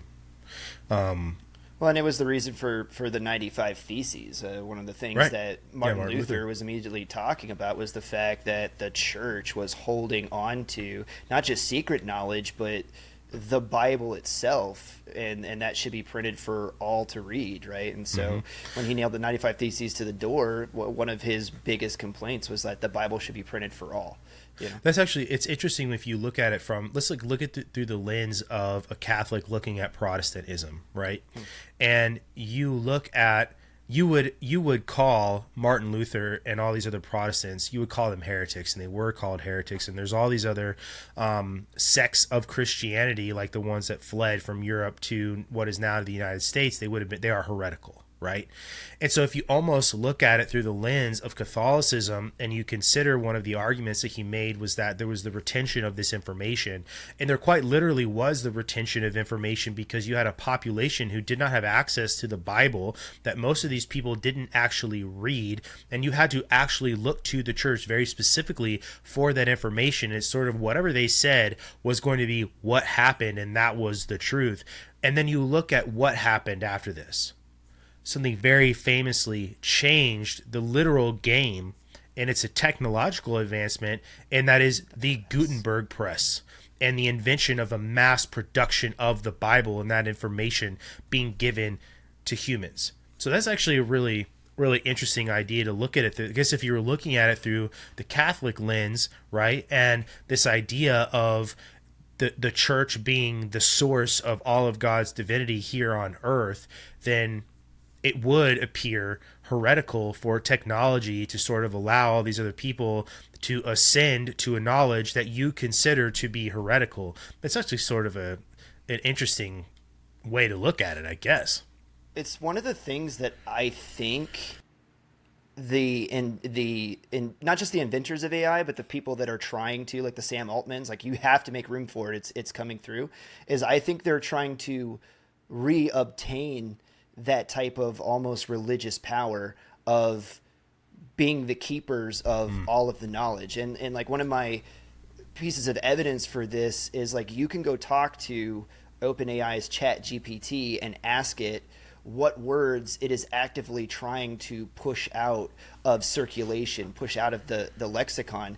And if you're able to prompt it correctly, like I've seen reels out there where you can see the screenshots where OpenAI will admit to you, yes, once a word falls below a certain amount of like common usage, it starts downplaying it to push it out of usage completely. And a lot of these words have to do with thoughts around freedom, liberty, autonomy, relational terms like father, mother, and the idea being, if you stop and think, well, why would they want us to stop using these words? Because if you stop using them, the concepts of them go away. Right. Mm-hmm. Brandon, we talk about all the time the tribe in Namibia, right? Yep. That physically couldn't see the color blue, because they didn't have a word for blue. But then once they were introduced to the concept of blue, then they were able to differentiate blue from green. So does a thing exist if you don't have a word for it? It's an interesting philosophical conundrum. But as AI is ascending and gaining this power, and people are becoming more lazy and just turning over so much of their daily lives to it, you're losing the base of knowledge that you can retain as an individual, because it's going away, because you're relying on this thing. And eventually the logical outcome of that is AI is going to hold all of the knowledge, and you're going to be unable to get up off of your couch and do anything, because you won't know how to do it without AI telling you or making it capable for you. And your world's going to be colored by a language that's spoken to you, where concepts of autonomy and freedom are going to be foreign to you, because those words are never used anymore, you know? And so that kind of represents it. It's quite literally like a religification of technology, and basically that's becoming the new what the Catholic Church was prior to the Gutenberg press, like you were talking about, holding on to all of the knowledge and having a monopoly on it, right? Well, it goes, that's the go ahead, thing. Sarah. Knowledge, there's the balance that we always have the hardest time figuring out. You said in the beginning, the first deception was, did God really say? So there was distrust sown in man, and then the next was to become as wise and know what God knows. So to seek the knowledge. But we also need to know, now we're here in this place, we do need to know things in order to make educated decisions and progress in life. So it's interesting why people would hide knowledge if they actually have it. The only thing I come up with is that they want to be the ones to be in control of society. Yeah. That's exactly what it is. You know, you look at the way that information is scrubbed and curated online, it's sort of exactly the complaint that Martin Luther had about the Catholic Church at the time, because of the way information was disseminated and curated, right? And it's the same thing happening. I think it's just like the ultimate thing is that whenever there is power and there are human beings, there will be corruption, right? And that's sort of like, if you have the opportunity to, you're going to manipulate people, I guess, in any way, shape, or form. It's just sort of like this human theme. But moving forward, I think into like more of the modern age, right? The term transhumanism is first coined by evolutionary biologist Julian Huxley in 1957. And Huxley, his brother was Aldous Huxley, who's the author of Brave New World, which we've talked about on this podcast a lot, and really ties into a lot of these themes we were talking about, specifically with information overload, semantic overload, the use of in control of information, and the lie of pleasure and all these other things to manipulate people into doing things that they shouldn't be doing, that distract them from the truth. But he envisioned humanity actively guiding its own evolution. And in one of his famous essays called New Bottles for New Wine, I'll read you a quote. He says, "The human species can, if it wishes, transcend itself. We need a name for this new belief. Perhaps transhumanism will serve." Right? And he actually was the first director general of UNESCO and the president of the British Eugenics Society, which we just talked about eugenics with the Georgia Guidestones, right? And we all know what eugenics is, but he sort of championed this idea of scientific humanism, where mankind would use science to direct its own course for civilization and evolution, even if that meant breeding for better humans. And this is actually a theme as well in Brave New World. But he also once described eugenics as essential for humanity's future, which is scary and sounds very Nazism, right? But albeit advocating for like a humane and voluntary eugenics. But I don't know. It's that idea, I think, that you can take humanity into our hands and make us better. This is demonstrated that it's not effective in a lot of different ways, right? Like, just look at the side effects of medication. Like, obviously, the science of medicine has been fantastic in a lot of different ways, and prolonging human life, making human life better and more tolerable, and all these other different ways. But obviously pharmaceuticals have side effects, and there's always something you don't foresee down the road that happens. And I think the reason for that is because we just don't have the capability to understand all the tertiary, second, third, and fourth order effects of doing something to ourselves as human beings. To go back to what he said about human beings having the ability to direct its own evolution and civilization through eugenics, it's just, it'll never happen because human beings are not perfect and we didn't make ourselves. So we are not going to have this sort of all-knowing knowledge about us and all of the effects that'll come from any sort of belief in eugenic transhumanism. Right.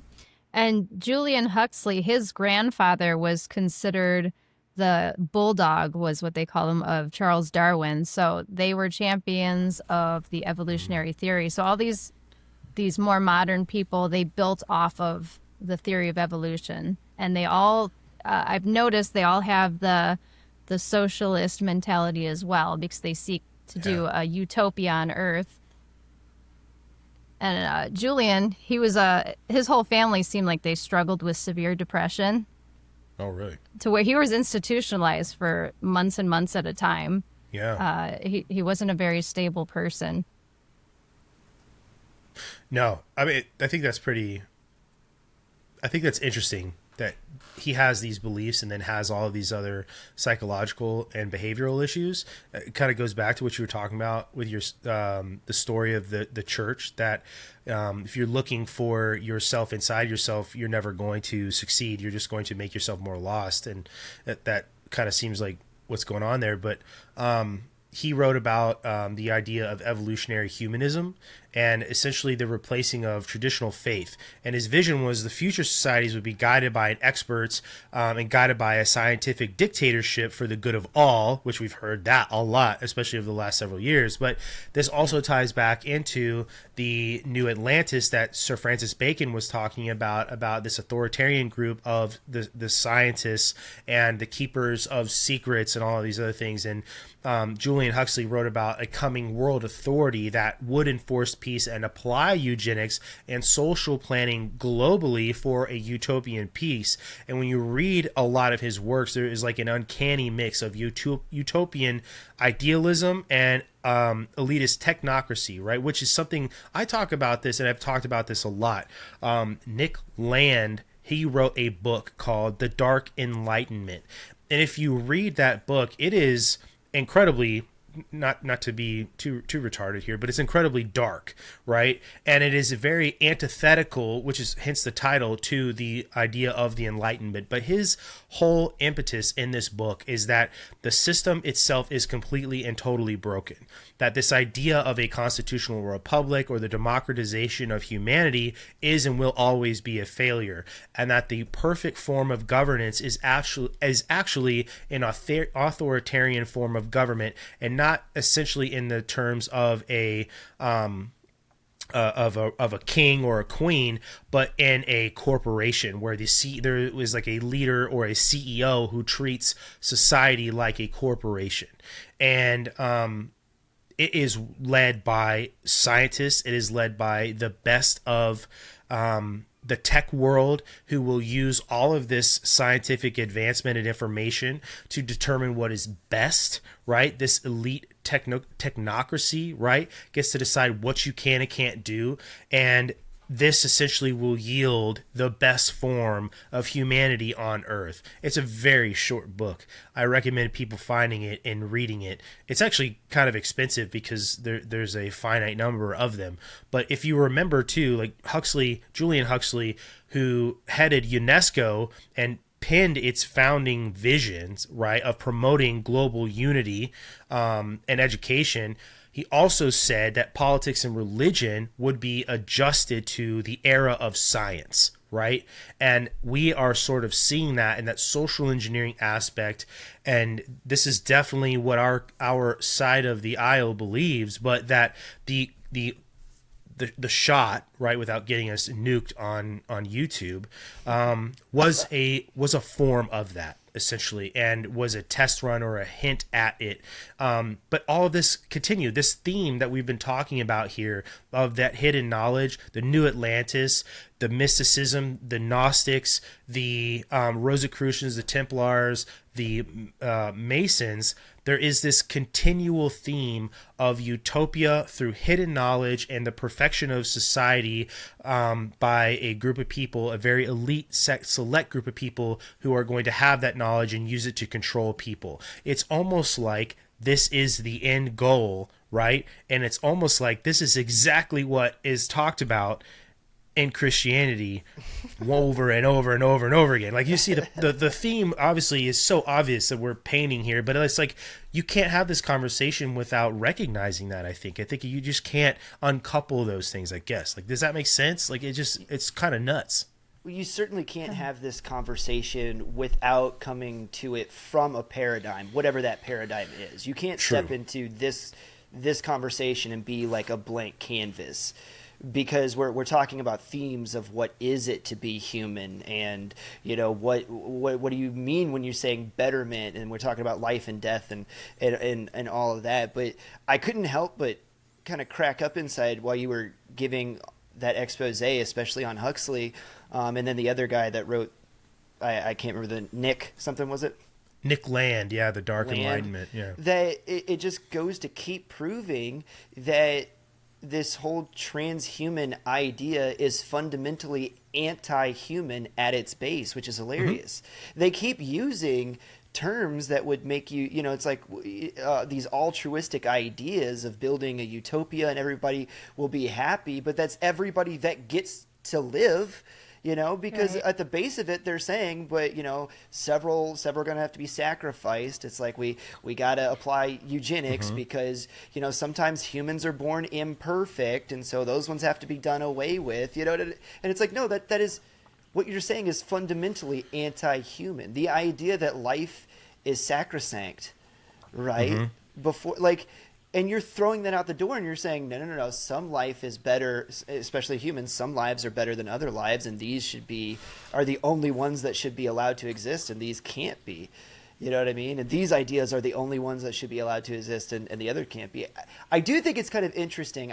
I would agree with Nick Land in a point when he says, like, the most perfect government that could be instituted would be an autocratic government. Like, as a Christian, I'm saying, yes, that is actually true, but only if the single head of that government is an all-benevolent, all-merciful, all-wise, all-powerful individual that is unable to be corrupted. And so it's like literally what he is describing would be heaven. Congratulations, you stumbled onto it. But since we're imperfect human beings, right, we have to come up with governments instituted by man that pluralizes power and spreads it out so that one person can't become so corrupt and push these types of terrible ideas down on everybody else. All right. I wanted to bring up JBS Haldane. John Burden Sanderson is what JBS stands for, but he was from the 19th century before the transhumanism term was coined, but he inspired cyborgs, and that blends into this. But he watched his father, because he didn't actually have a science degree, but he actually advanced a lot of theories in the science realm. And he invented the black veil respirator for decompression after deep sea diving. But he also pre-described cloning and in vitro fertilization. And he believed that by 2073 that most births would come from in vitro so that we could control our own evolution. Wow. Well, that's what we're looking for here. That's prophetic. It really is. Well, I think one of the themes here that I'm really hoping that people are picking up on is that there's a lot of folks who I think believe that transhumanism is fundamentally a newer concept with the idea of the incorporation of machine or biomedical technology or artificial intelligence into human beings. And it's not, because transhumanism has all of these other fundamental ideas and beliefs marching toward this idea of a utopian society through this concept of hidden knowledge and a select few people who have it and can engineer it, right? And this perfection of humanity, this perceived perfection of humanity, which again is an inversion of and a mocking of God, right? Because only He is perfect, like you said, incorruptible. We can never be that. And then you go back to that quote from Albert Pike about Lucifer, but I wanted to talk about Aldous Huxley here for a second too, because he wrote Brave New World, like I said, and he was Julian Huxley's brother. But Brave New World talks about a dystopia of eugenics, drug-induced happiness, social engineering, and is sort of a satirical response to Julian and his colleagues, right? And both of them, I think, knew that the line between utopia and dystopia was very thin when you start talking about an engineering society. But I just want to make it known that Julian himself, though a eugenicist, found the concept of forced eugenics the way like the Nazis viewed it, and then also through like a racism lens. He rejected that, right? Even though it's still eugenics, but he insisted on what he called liberal eugenics, which is birth control, the encouragement of the fit to have more children, the improving of the environment and education to enhance humanity, and all of that. But it's still this nudge toward the evolution of humankind, and to the core premise is use science to take control of human evolution, and that essentially is transhumanism's like secular moment and birth into now the modern age and talking about this, right? Well, and that's terrifying. Who gets to decide what human traits are more beneficial than others? What the Chinese do with specifics, right? The boys versus girls. Mm-hmm. And you can make so many other examples of this, right? But I also find it kind of laughable too that these men who comport themselves as scientists, and I would assume would, purport to believe in the scientific method and understanding that you have to state a problem and then experiment on it several times before you can prove your theory true, would think that they could take something as chaotic as human culture. One human being is chaotic enough, right? Which is why the idea of psychology is still sort of understood, but human beings will always surprise you, right? You always have to leave room for that. But an entire culture, no doubt, an entire society of human beings, for you to think that you could, through human engineering, come up with something that would work perfectly with a bunch of, and again, I know from their point of view, it's like, well, we can make a human being into the we can evolve them to be the best version of what a human being can be, is what they're saying that they can do. But the idea, like if you look at Edison, right, the famous 2,000 ways not to make a light bulb, how many times are you going to have to try and fail that experiment before you come up with the perfect society of human beings that are all bred to have the perfect traits? You know what I mean? Like, how many human lives and souls to have to go into the trash can and start that experiment over? That's insane to think. And I remember hearing the term designer babies not so long ago. CRISPR. The CRISPR technology, and they claim that it's mostly for medical purposes, and they just very highly regulate anything that has to do with vanity choices. But money talks. I don't know. Well, there was that whole group of babies that was born in China through CRISPR technology, and there was some cosmetic stuff that went into it. But they have used the CRISPR technology to fix genetic issues with babies that were still in utero through that technology, which is kind of wild. And obviously, it draws a lot of concerns with the whole idea of like the medical field playing God. But it's just. Again, like anytime you hear something like this, where my brain goes initially is, what are going to be the second, third, or fourth order effects of this?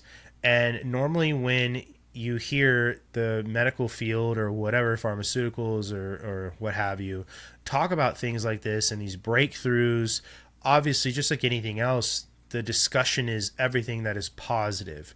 And I mean, you look at these rounds and these controlled studies for vaccines and things like that are done, and they always find these random side effects, and it's just this one person that had this crazy allergic reaction where their liver failed or whatever. It just, that's where my brain goes. Like, what is going to be the fallout 30, 40 years down the road from this? Like, are we going to learn this person who had a genetic disease removed from them while they were in utero? Well, that sounds amazing and life-saving for your child, right? Well, is it going to have some sort of effect down the road that now when they're an adult, there's something negative? Is there going to be something that is, biologically neutral you're going to tell that's different from somebody? It's like, what are going to be the results of this? And it's the risk taking in it that I think is, while innovative, risky, and definitely outside of even the idea of natural evolution and natural selection. And some things are just going to die because they're not adapted to the environment or they have a problem, right? Well, and I think that pulls back into the holding back of knowledge, like that the ethical part would be a good reason. And yes. The most obvious thing that happens, let's say that they do successfully breed human being 2.0. Let's call it that. The most obvious outcome of that is as soon as you have a 2.0, what happens to 1.0? Yeah, great point. Phased out. And that is just like, that is every single time. Any single time that we've had an idea that this one is better than this one, well, then what do you do with the old model? Out with the old, in with the new, right? And so if you look at the idea of racial supremacists, right? Because they think about these ideas on like a racial plane. It's like, this one's good, so all the other ones need to be subjugated and bred out or done away with or cast aside. And the exact same thing would happen if you created a human being 2.0. Immediately a shift, and now you're back into caste society for a certain period of time until 1.0 is completely done away with. Caste is a good word. Yeah. That's the most obvious short-sighted second order effect from all this. Well, yeah, I mean, like anything else, the old model, what happens, it gets tossed out, or at the very least, it doesn't get used anymore. No, not as frequently, right? And there's examples of that all over the place. But I just think that the core theme of all of this is that human beings can't do this, and it's not natural, and it's something that is of, I keep saying this because I believe it, but like, it is of the enemy, this idea that we can do this. But unless you guys had other points on this, I was going to bring up a person, and this person who exists in the past century. I just wanted to say that you're absolutely correct when you bring up the enemy, because like a lot of people want to talk about kind of the idea of the cabal or the 17 families, or whoever, the dark room with everybody sitting around a boardroom and they're secretly planning the direction for the world to go. We're going to globalize everything and do this, that, and the third. Yeah, those guys. Yeah, exactly. And it's like, I do think that there's a cabal, there's a force behind the scenes that is pushing humanity ever in a direction. Right, but it is a spiritual force, if you want to say it that way. There's a reason all of this stuff seems like it's tied together, and it's all only ever flowing in one direction. It's because there is a spiritual force out there that's trying to push this stuff and go in a single direction, and then all of these other actors are hooking up, whether they're useful idiots or whether they're profiting off of it, or whether they truly believe in it and they're just evil to the core. My theory about human beings without souls, how some actually exist, right? But they're hooking their side carts to this movement, and that's why it seems to keep getting pushed along by a certain group, right, that have a lot of power. Yeah. Now the point I think here is that this is a conversation about spiritual warfare. And it's just a conversation that now ties in tech because of the point in humanity, I guess, where we are, Yeah. But the person I was talking about, I think this is kind of funny, is FM 2030. Did you guys come across him when you were looking this stuff up? Yeah.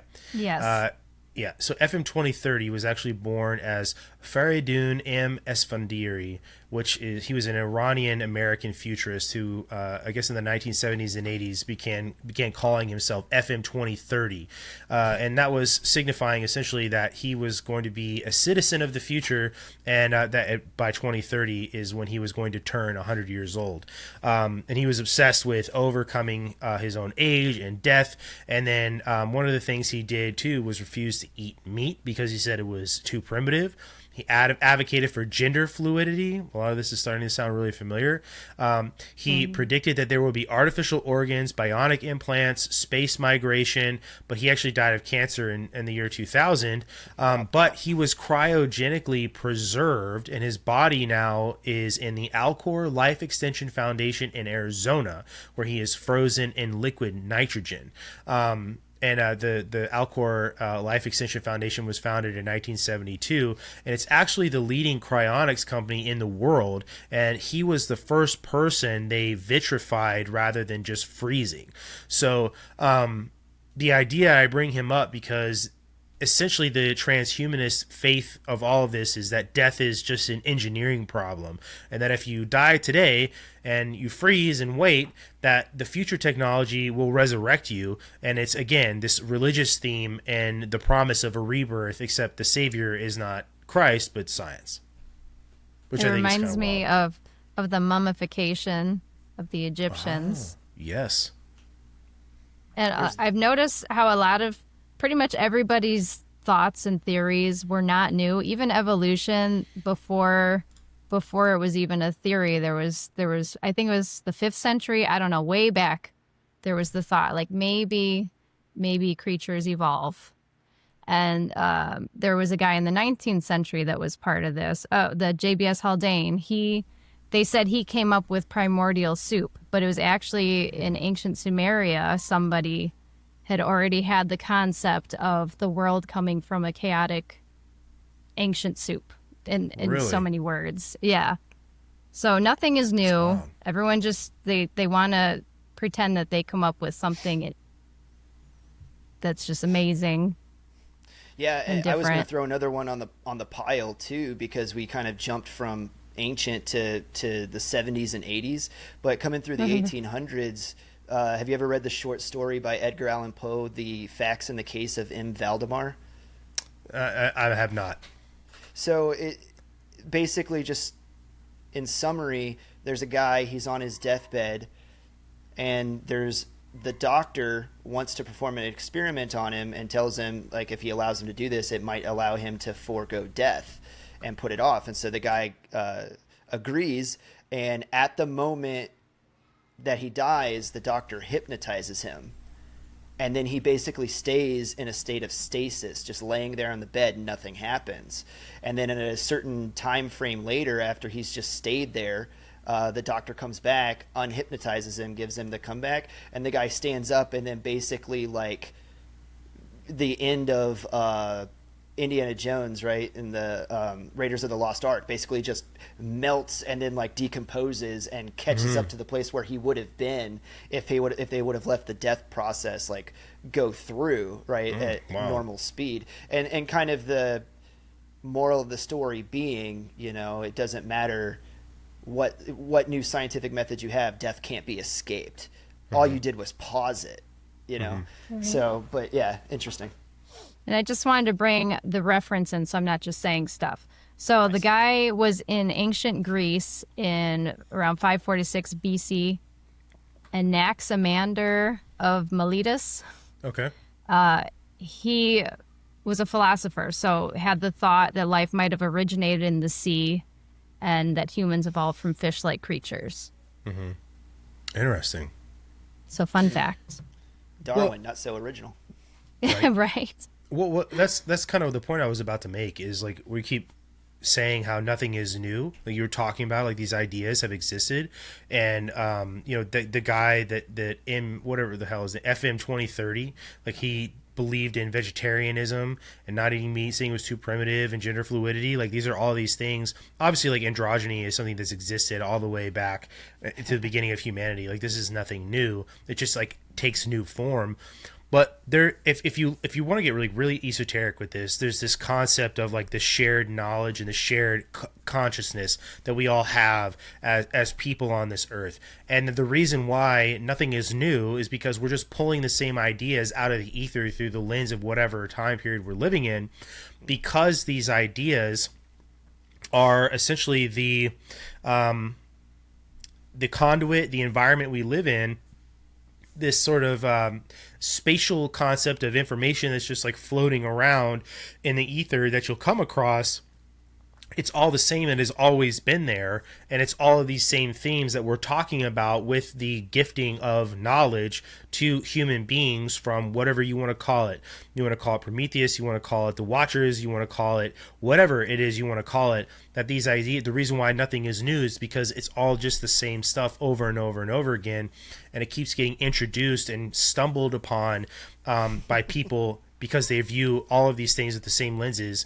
And it's sort of, you know, the same reason why, you know, we all, even though we all lived in different parts of the world, you go and look at just a lot of the things we did when it comes to architecture, when it comes to writing, there's like, it's all sort of this central theme and idea that we've come up with. And it's just, I think it's just like, there is a almost a finite set of information that exists in whatever this like spatial consciousness is that human beings have access to, and there's all this other stuff that we don't have access to, which is like this idea of ascension and transcension, right? Of getting out of this box or this meat skeleton that we all live in, that a transhumanist would view it as like a cage and a limiting factor to getting to these points. But it is that just these are the themes and the modes, I guess, or vehicles of which the enemy uses for us to drive us towards these goals, right? I guess, and the idea of the subversion of God and the mocking of everything that he made and all this other stuff. It's like that it can be tied directly to, and it is underpinned in my opinion, by all of these themes at the end of the day.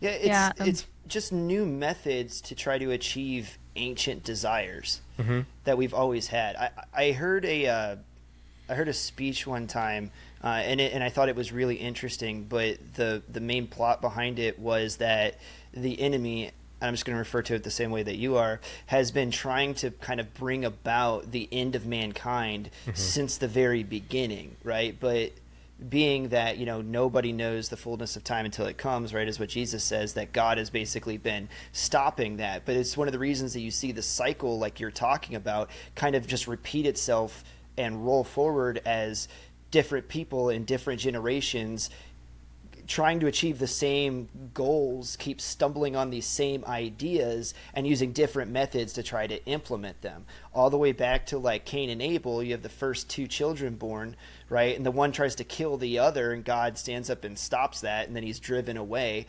through the Tower of Babel. We've beat that dead horse enough. Like World War II, to bring it super current, would be like another kind of one of those synthesis points to this guy that I heard speaking, where it was like, dude, the enemy stood up. You had eugenics going in there. You had the occult getting twisted in with what the Nazis were doing, the subjugation of trying to bring the world under one world government, like all these kind of same themes. But then it was stopped, and time was allowed to like roll through another cycle. And now our generation is living through the cycle where it's going to be tried to be brought about through technology, right? And through like the AI thing.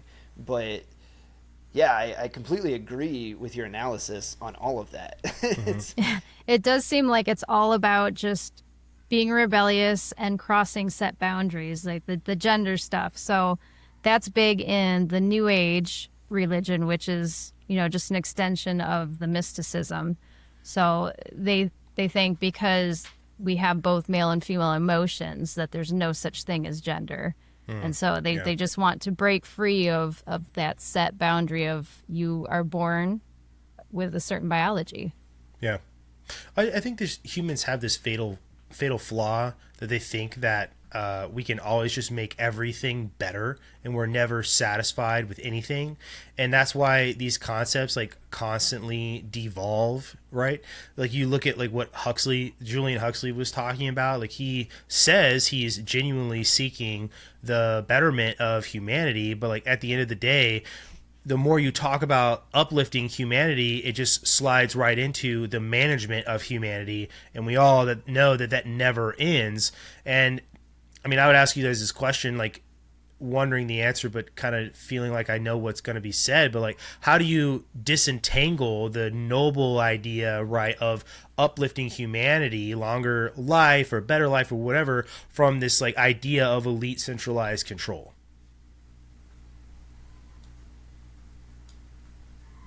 I'll jump on it. I think that the only way to do it is to democratize the control. You just can't, there's no single human being, right? One, Jesus. There's no single human being besides that you can trust that type of power in the hands of, right? And so not to get too far into the political, but I think the American governmental system has come the closest as any that we've seen in world history. Maybe the Greek Senate, right? But even that eventually devolved into an authoritarian government. The Romans tried to recreate it. Democracy becomes tyrannical. And then it rolled in, and then the wheel just kept turning, and it turned into an authoritarian government. And now, like I was alluding to earlier, we're in our generation's battle of the same process that's playing out. But I don't think that there's any other way to do it than to plant your feet in the sand. First of all, as at an individual level, you have to become well studied.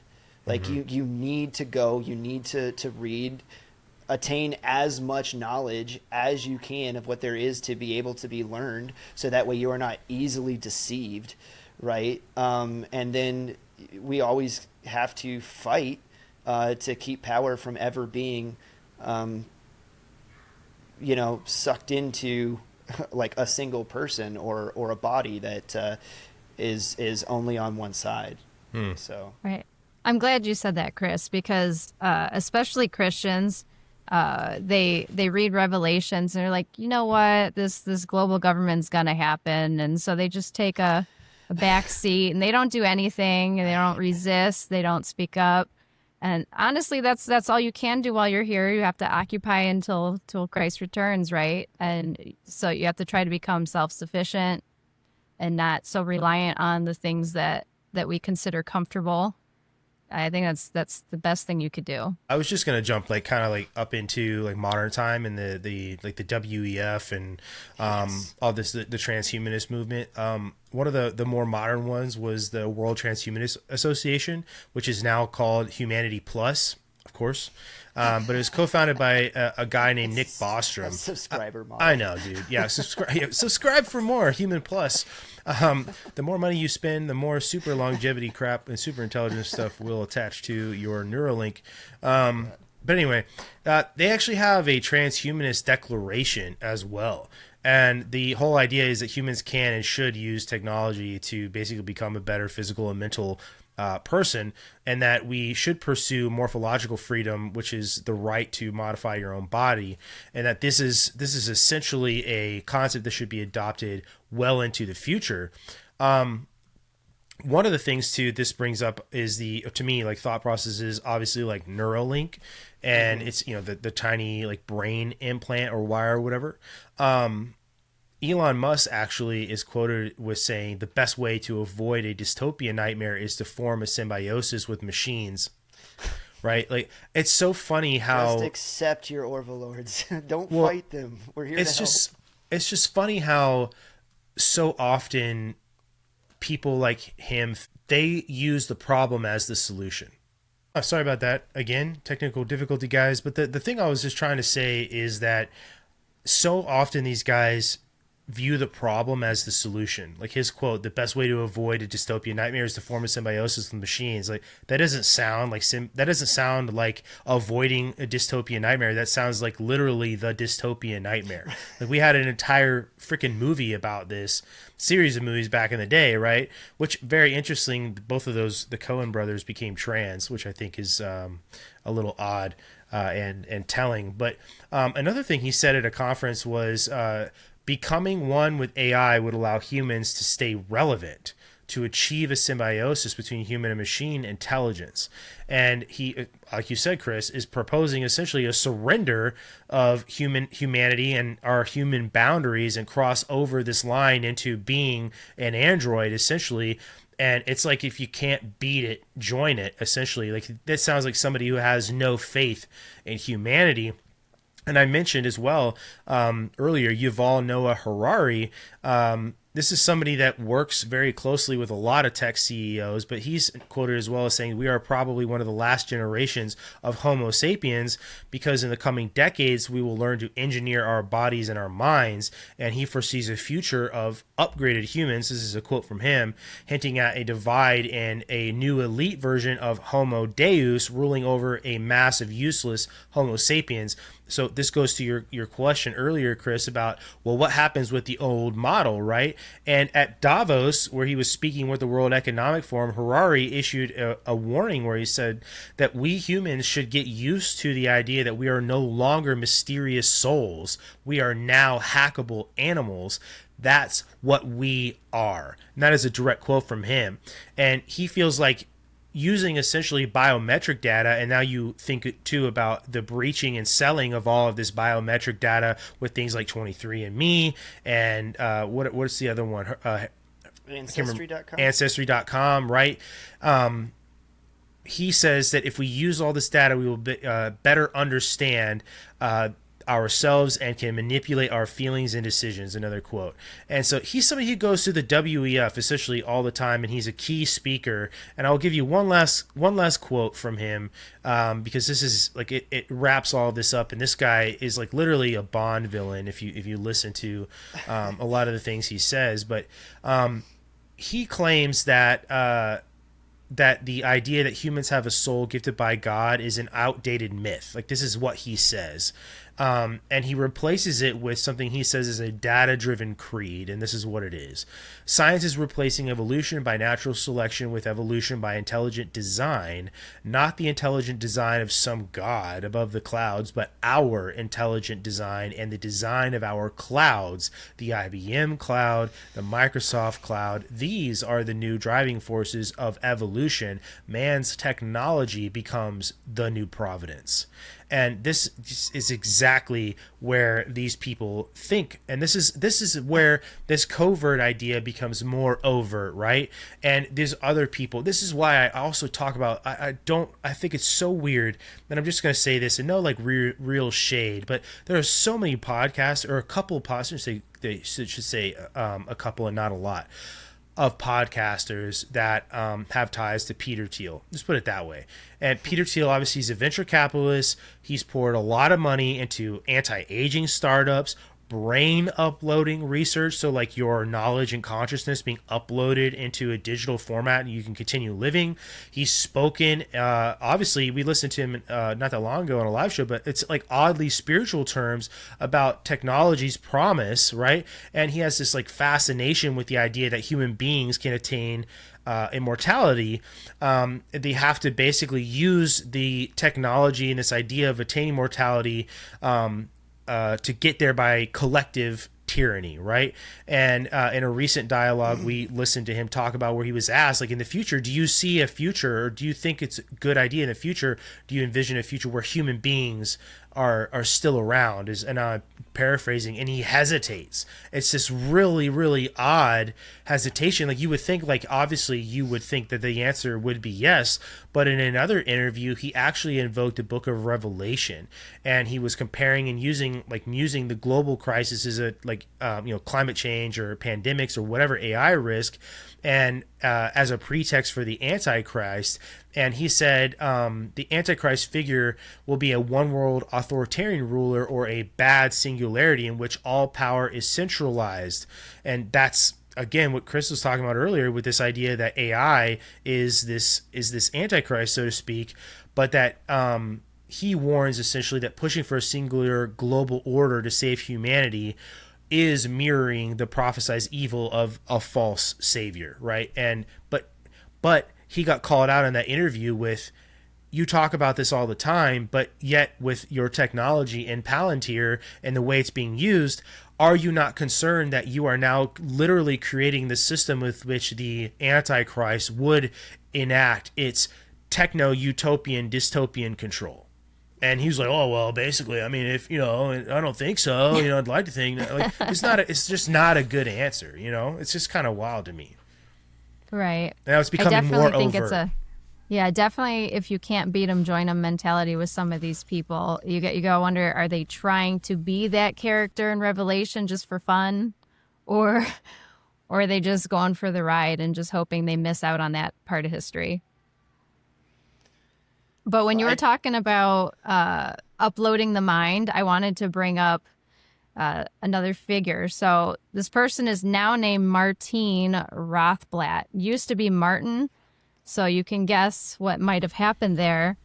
It's the founder CEO of a United, a United Therapeutics company, and Ray Kurzweil, who I'm sure we're going to talk about, is the director of that company. But this Martine character was born a man, transitioned in the 90s, and has been a big proponent of transgenderism. But he's married to a woman.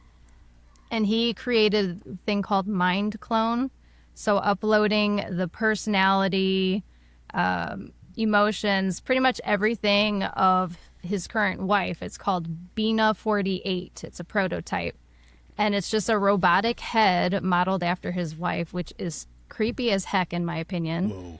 But the vision is for that to be like a full-bodied person in the future where someone could be immortal through their mind. Kind of like CNN having the AI version of a kid that was shot and killed at Parkland to come on the news and talk about gun control.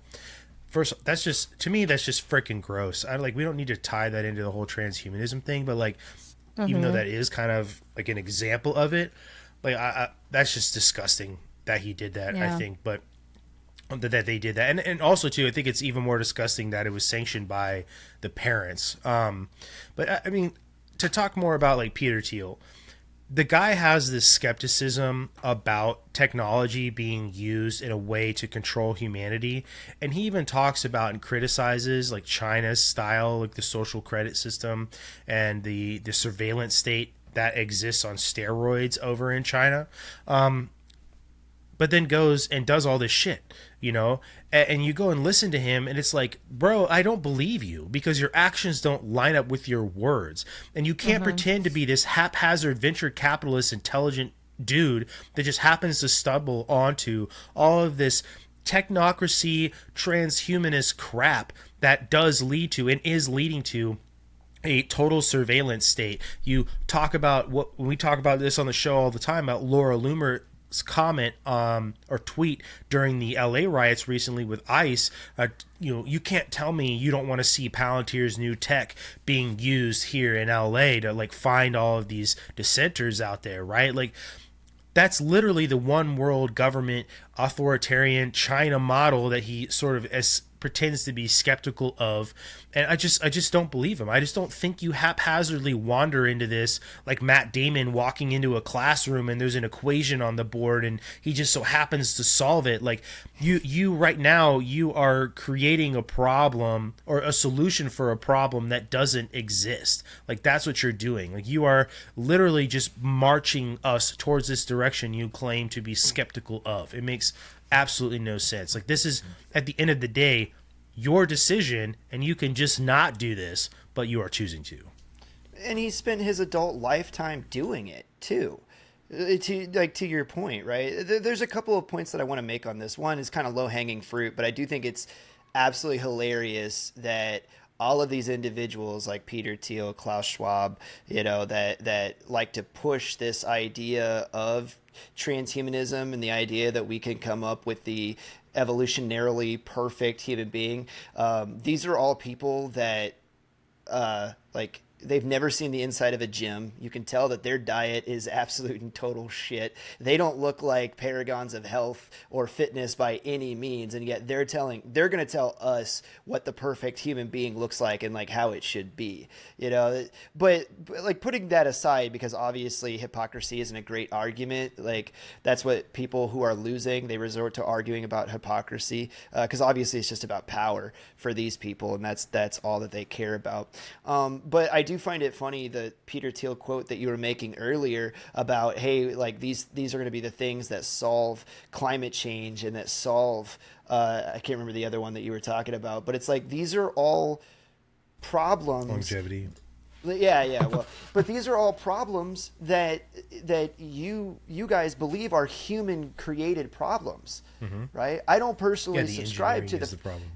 Yeah, like, you're causing the problem, and then now you're going to like ride in here like a knight on a steed and say like, oh, but I have the the solution to this problem that I solved. Well, thanks. You could have just not made the problem in the first place, and then we would be fine, But I'm really glad that you brought up that interview with him, with Peter Thiel specifically, because and the idea that it's like, yes, it is him that is leading us down this track with all of these companies and these that he's like spent his money as a venture capitalist into, because they are absolutely grooming us to be ready for the time frame when I truly do believe that AI plays some crucial center role in the whole like revelation time frame.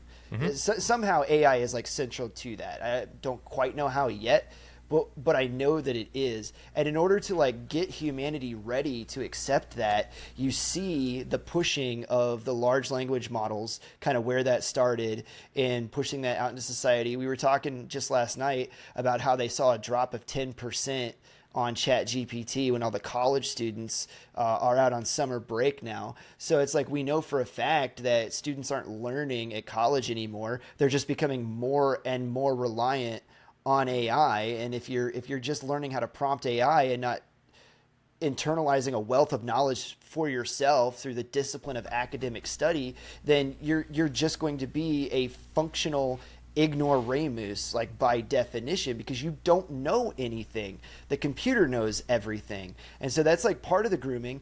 And then there's other avenues like Hollywood, where, have you guys seen this show Upload? It's an Amazon Prime show. So it started back during 2020, and it's supposed to be a science fiction like comedy, but the main plot is that the main character gets into kind of like a fender bender car accident, and his incredibly wealthy girlfriend has set up for their consciousness to be uploaded into like what they call the mansion, which is where they can their brains are scanned, and then their consciousness is put into this digital data bank at the point of their death, so that way it's like guaranteeing that they live forever in heaven as long as this data server isn't unplugged, right? But the kind of the funny part of episode 1 is that he's just in this fender bender. There's actually nothing wrong with him. He's going to be fine. But like the medical staff and the girlfriend kind of talk him into going through with this, because just in case, something was going to happen during his routine surgery after this fender bender, she wanted to make sure that he was going to be there in the digital afterlife with her. What they don't tell him when he like signs up for this on his, while he's going to the hospital, is that they decapitate you as part of the process to upload your brain. So he just gets like, he dies in like the first 10 minutes of episode 1 and gets uploaded to the mansion. So that's kind of where the show takes off. But the other part that I wanted to pull into this is, as he's like walking around the mansion and kind of getting to know his new digital space, one of the server shepherds, data analysts, right, is like kind of leading him around and giving him a tour. They take him down to like the basement level, right, or where like the beta test for the mansion was done. And like all of the individuals that have been uploaded into the server but don't have like the correct tier of like monthly subscription or enough money in order to be in the upper levels of the mansion. They're stuck in the basement, and they're like, oh, they only have like 2 gigabytes of month of data that their server consciousness is allowed to get a hold of, to interact with. And so he goes up and he talks to this like little girl, and she's like, I've been reading the same magazine for 10 years because that's all she could afford. But now she's kind of like stuck in this doom loop. And so it was supposed to be digital heaven, but now like this little girl is like literally stuck in like digital hell. Sounds like purgatory. Yeah. Right. But it all came out of this idea of, it's like, what can we upload our consciousness into? And that's like one of the spokes that I was talking about earlier of human beings like trying to use technology to escape death now.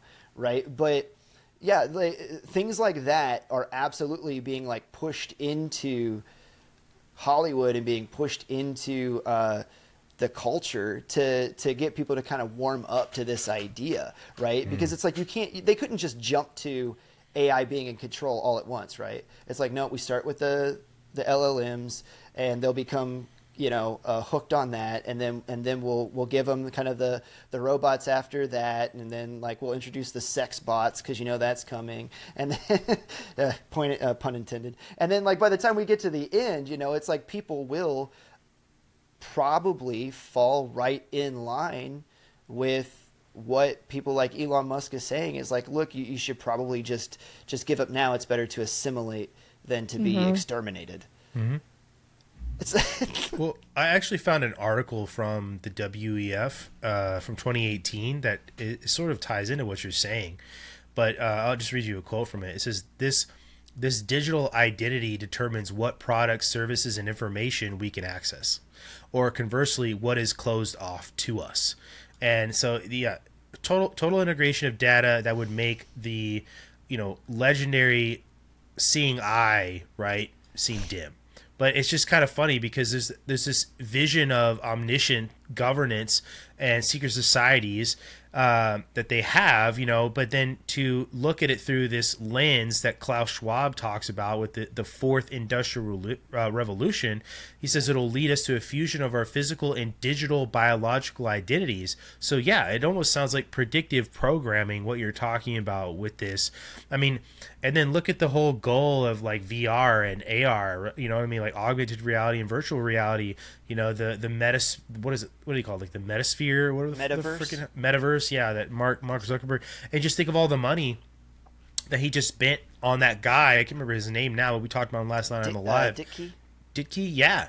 $250 million. And what did I tell you? What did I freaking tell you about what he was doing before working now for Meta? Designing multimodal artificial intelligence to learn and understand and adapt to a virtual 3D environment where it knows everything about it already and it doesn't have to depend on something else, so it can be completely and totally autonomous. That was his goal, right? And this is exactly what we're talking about. And what did he spend? $250 million, right? This guy, to get him to come work for Meta. And the guy is 24 years old, and that's already like this multimodal artificial intelligence model that he's developed is literally what we're talking about, of this three-dimensional space where it already understands everything top to bottom and doesn't have to depend on an upload essentially to run with that theme. But yeah, I mean, that's all it is. That's literally like we're describing everything going on in front of us, and it's all the same shit over and over and over again. It's just, it's become a quasi religion, And all along, they've been using us to train these technologies with developing digital fingerprints using these algorithms and machine learning. If it's free, you're the product. Yeah, 100%. And YouTube implemented a new rule several weeks ago now. But basically, if you upload videos to YouTube, Google's AI, I think theirs is called Gemini, has access to all of your YouTube videos to study them. Correct. In order for database learning, right? And you do not get to opt out of it. Part of the user agreement now to upload to YouTube is that Gemini has access to your videos.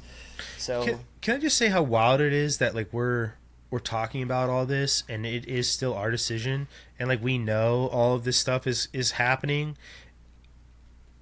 all it would take is for everybody to quit, for everybody to quit, and it won't happen. It's a big ask, though. It's a very big ask. Well, it won't happen, right? And it's this modern bread and circuses. The distraction is too good, and the comfortability level that you still have is too good. It hasn't become too uncomfortable for you to act, to change anything. This is. It's a walking away of all of this stuff. If everybody tomorrow didn't log in to Instagram or X or whatever, it's like anything else. The power goes away, it'll never happen. It will never happen. I love the bread and circuses analogy, and I also like the Vanity Fair analogy from John Bunyan's Pilgrim Progress. Sarai, have you ever read Pilgrim's Progress? Not in full, no.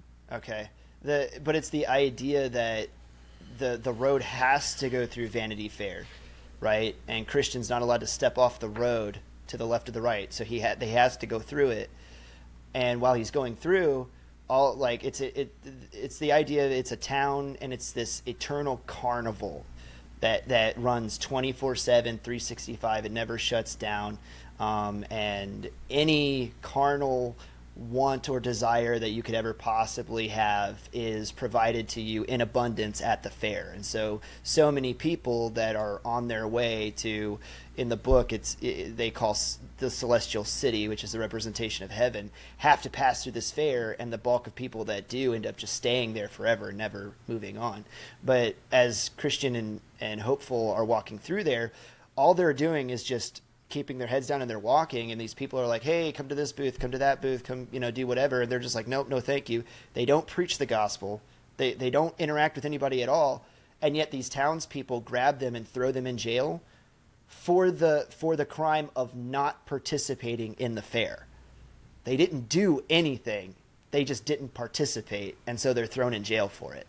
And so it's like that's also like where all of this is heading. When I say I know that AI is going to play a central role as we move into kind of like the end times, it'll be because if you do decide to do something like that, Brandon, and you're like, I'm out, I don't want to participate, they're going to round you up because now you become a threat because this guy won't participate in the fair. Well, it's because it's been given this ethos of inevitability for you to accept that that's what it is.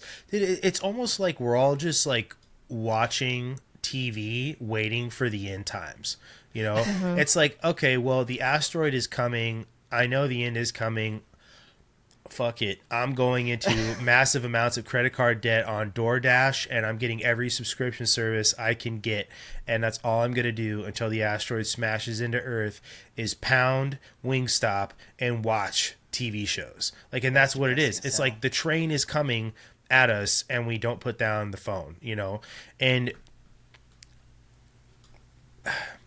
it's like, how do people like Peter Thiel not see that they are fulfilling like an ancient mandate? Like, he recognizes it, but then pretends like he's not a part of it, I guess, even though he's literally the arbiter of all of it, and like in pretending to be the light, you're courting the darkness, this sort of idea before about how like they see the problem as the solution.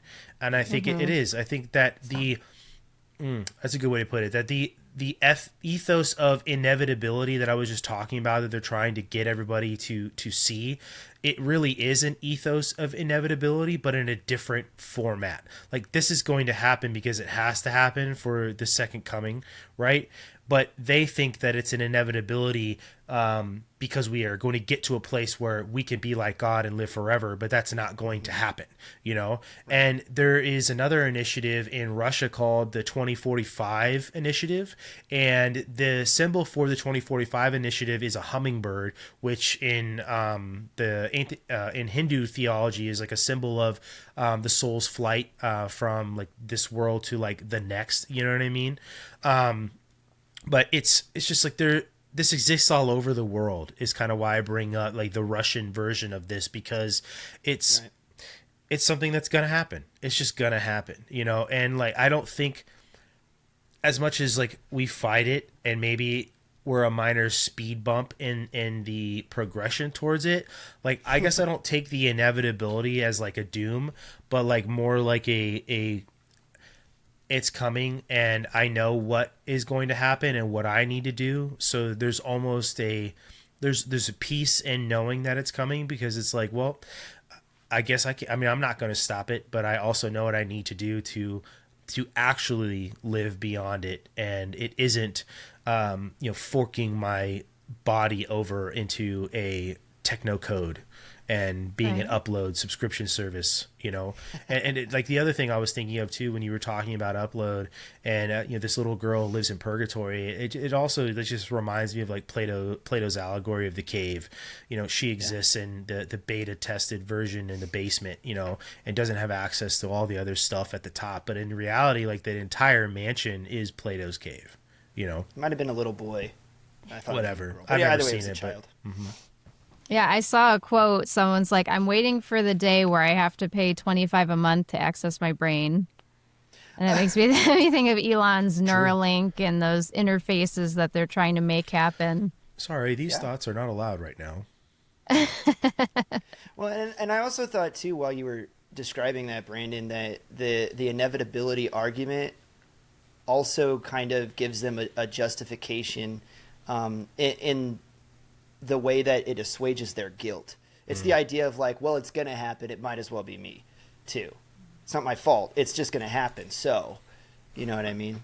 Yeah. So I think that there's a part of that to it too. I know there's a lot of people that justify a lot of their actions like that. It's like, well, it was going to happen. I might as well profit from it.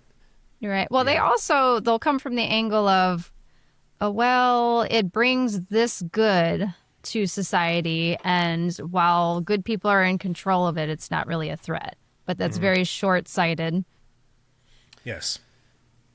Well, I mean, you look too, right? Like, the U.S. government and the Chinese and the Russians for a long time have been trying to like find this a way to implement the idea of the super soldier by including all of this technology and, you know, making your vision better with an implant, or having an implant in your brain to remove the human element so you can do and execute certain decisions, right? Like, even if you go back and look at some of the origins of like even like MK Ultra and Sidney Gottlieb, right? Like, some of the concoctions and some of the goals that were made and strived for were to remove the human element from assassinations, political assassinations, or carrying out, whatever other nefarious plans the agency had, using science essentially as a way to do that. Like, this is just always a goal, I think, of human beings, is to find a way to turn off the humanity inside of us and be a better version of ourselves. You could just go live out in the woods like the Amish do, I guess. But like the last thing I think I want to say, and the last point I want to make, is the rhetoric of transhumanism. It slips into this overt idea that I was talking about, how like it goes from this mysticism into all of these other like proto-transhumanism concepts that then evolve into covert ideas that are called transhumanism, and now this like overt messianism, I guess you could say, of artificial intelligence, and bring up Ray Kurzweil. And this is the idea of the singularity, and he is the origins of the singularity. And if you listen to a lot of these tech bros that discuss artificial intelligence, the idea of the singularity is the point where AI surpasses human intelligence, right? And that is that singularity. And note too, singularity has an almost religious or theological capitalization, I guess, when you talk about it that way. But if you consider too, then like how closely the parallels are between like the Christian end times resurrection, like we've talked about, but here like man is the agent of that transcendence and not God. Like the singularity then becomes God, because it is now better than I put my hand down because my camera's gonna freak out on me. It becomes God because it is the religion of a self-deification through science. It gives authoritative roles to science, the engineers, the new Atlantis, right? The scientists who are determining the things for us, the secret keepers, the futurists, like the priests and prophets and Sir Francis Bacon's writings about the new Atlantis. And just like any other religion, it has all of its orthodoxy and its sacraments. You know, if you want to start assigning all these different things and use them as symbols, right? Like Neuralink or genetic therapy or CRISPR, right? They become the sacraments of the eugenic form of becoming a better human through transhumanism. And then research labs are the temples, right? All of these other things, you can look at it. And then the heretics become, like you were talking about, Chris, the people that refuse to involve themselves in it. And they become the old models sought out to just be destroyed and cast into a heap of other old models and burned, right? Because it offers no purpose. I think that's a shit ton of wisdom and foresight, dude. The last thing that I want to say as we end this is I'm actually optimistic. I think that we all came through COVID together. I think a large portion of Gen Z and Gen Alpha that grew up in COVID, I think got woken up quite a bit. I've seen like a lot of really cool headlines about revivals, Christian revivals that are breaking out, not just in the United States, but around the world. And I think that the would-be tyrants pushed a little too hard, too quick, and heated the pot with the frogs in it just a little too fast this time around. And there was a lot of people that, you know, stood firm on do not comply. And so because of that, I think that the wheel's going to go around for another revolution. How far that revolution or how long that's going to last, I don't know. And the next time that it comes around, I'm not so sure that we're going to be able to bounce it back one last time, seeing as how close we got. But I think we have another revolution of the wheel, as it were. So I'm optimistic. Yeah, I like that. I agree with the optimistic outlook. I think that, especially coming from a Christian perspective, you have hope, you know, and the boundaries of creation are set, and you live within them, and you just be good stewards while you're here, and stand firm regardless of what's coming. Mm-hmm.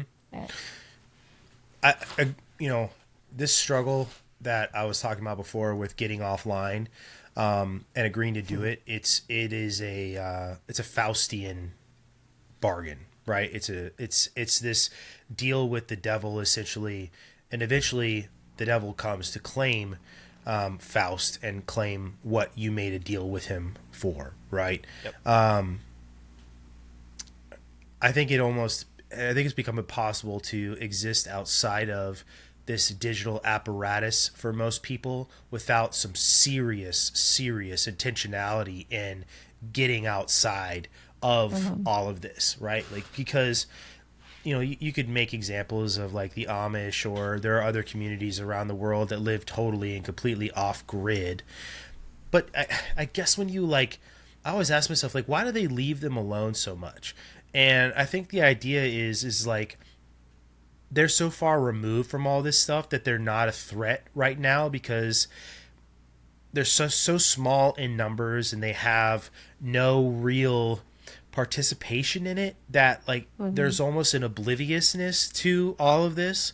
You know, even if you want to talk about specific maybe African tribes or some of these steppe cultures that exist in Asia that are just out there raising horses and living off the land, they're not a threat, and they're so small in number that the bulk of us are the ones that you can focus on, and those are just tertiary loose ends that'll be wrapped up in some way, shape, or form at the end. But I think that we've done a really good job of pulling this thread all the way through. And I want to ask you too, Sarai, if there was any other points you wanted to make. I don't want to take away from any of the notes and the work that you've done to come on the episode and talk to us. And just want to ask you real quick if there's some other points you wanted to make before I wrap this up. Well, I have so many different little notes. There was something that tied into the mark of the beast that you yeah, guys were let's talk about talking about. I'm trying to pull up exactly what it was called. So it was this lady who was a rep at DARPA. I don't believe she's still there, Regina Dugan. And a number of years back, she was talking about a digital tattoo, and the abbreviation was EES. I can't remember exactly what that stood for offhand. I'm trying to find it in my notes. Oh, epidermal electronic systems. And they present it as under the guise of monitoring your health, authentication, which, you know, that's a big thing, and in the military. And she even made the jest of, oh, well, since it's a tattoo, you can convince the youth to get it as like a rebellion. My parents would hate this. So they're going to present all kinds of things in very sneaky ways, but I think it'll be easy to catch it as it comes along too. Well, and a big part of it is going to be the convenience of it. Like that's going to be, I like to call them the velvet handcuffs, because people will do a lot just for the sake of convenience. But if you were to take something like what you just said with the EES and then combine it with, say, Amazon's personless stores, where you just walk in, grab something off the shelf, it gets deducted from your Amazon cart, your Amazon account, you get billed and you walk right out the door with it. You know what I mean? It's like you combine those two things together, and then all of a sudden, when the book of Revelation says that without this mark you will not be able to buy or sell, you won't have access to the market. Yeah, it's like, oh, all of a sudden I can see the dominoes falling to get to that point. Right. That's not that far away. Yeah, I think a good rule of thumb will be, if it's going to make your life more comfortable but take away autonomy, you should be leery of it. Oh yeah. Ding, ding, ding. Yeah, absolutely. No, I just wanted to say, I think we did a really good job of drawing this, or pulling this thread all the way through, that the transhumanist movement, even though it doesn't have the name, that it has these origins that go all the way back to the hidden knowledge and the use of it to advance humanity out of a state of inferiority, essentially, and to an ascended state. And that there are and have been these themes throughout the entirety of human history, and they go all the way back to the story of Adam and Eve in the garden, and the temptation of knowledge, and its belief, or the idea that it'll bring a godlike quality to you by having it. And that there are all these very famous secret societies that have these concepts that are woven into them. Like, talked about the degrees of Freemasonry, and the Rosicrucians and the Templars have very similar infrastructure, and each different degree is just a new level of secret information that you're given, and a hidden truth that you've now attained to by proving that you've mastered and understand the previous level of hidden knowledge. And it's worked its way into now all of these other concepts as technology is advanced in medicine and eugenics and technology, whether it's bio or actual, hard technology. And I think it's always been this march toward the control over humanity, the mocking and perversion of the creation we are of God, and eventually this inversion of it by humans creating something that is then going to become this singularity that will then rule over us, essentially, and be used as a manipulative tool by the Antichrist in the end times, and that wasn't necessarily the goal, I think, that I had when we went into this conversation, but I think that it just became so impossible to uncouple these concepts from the Christian lens for me, and I know for you guys too, but from all of these religious overtones and the tropes throughout, mysticism and these mystery schools. The parallels are uncanny, and they have to be talked about through that way, to me, right? And there will be a lot of people who listen who aren't Christian and have a different worldview, and that's totally fine. And I'm very open to the criticism and comments we may get from the peanut gallery, and that's okay. But this conversation was a lot of fun, and I enjoyed having it. And I think that at the end of the day, we are, like I said before, just having a conversation about spiritual warfare, and just how technology will eventually be the arbiter of that level of control that needs to come about, I guess, for all of this to work. So in the same way that the Tower of Babel only got built so far before God said, we have to do something about this, I think that there's going to come a point in time with AI, and I think that's going to be the catalyst where God goes, and that was far enough. Yeah. Yeah. I agree. That's the way I think it's going to happen. Yeah. Well, Sarai, thanks for coming on with us. I appreciate you spending the time and having the patience to eventually have this conversation. You'll get what that means. But I truly appreciate it, and want to give you the opportunity to shout out where people can find you on X and any of the other work that you've done with some of the other podcasts that you've been a part of. Sure. Well, thanks so much for having me. This was a fascinating conversation. I really enjoyed listening to your chime in on it too. But I am on X mostly. So Sarai __. So that should be easy. It's doubles. But I just comment on politics and throw my perspective on what's going on in culture as well. And that's the most of where you could find me. Yeah. Awesome. Well, hey, you guys listening, thank you so much for catching out another episode with us. If you were a new listener, thanks for listening through.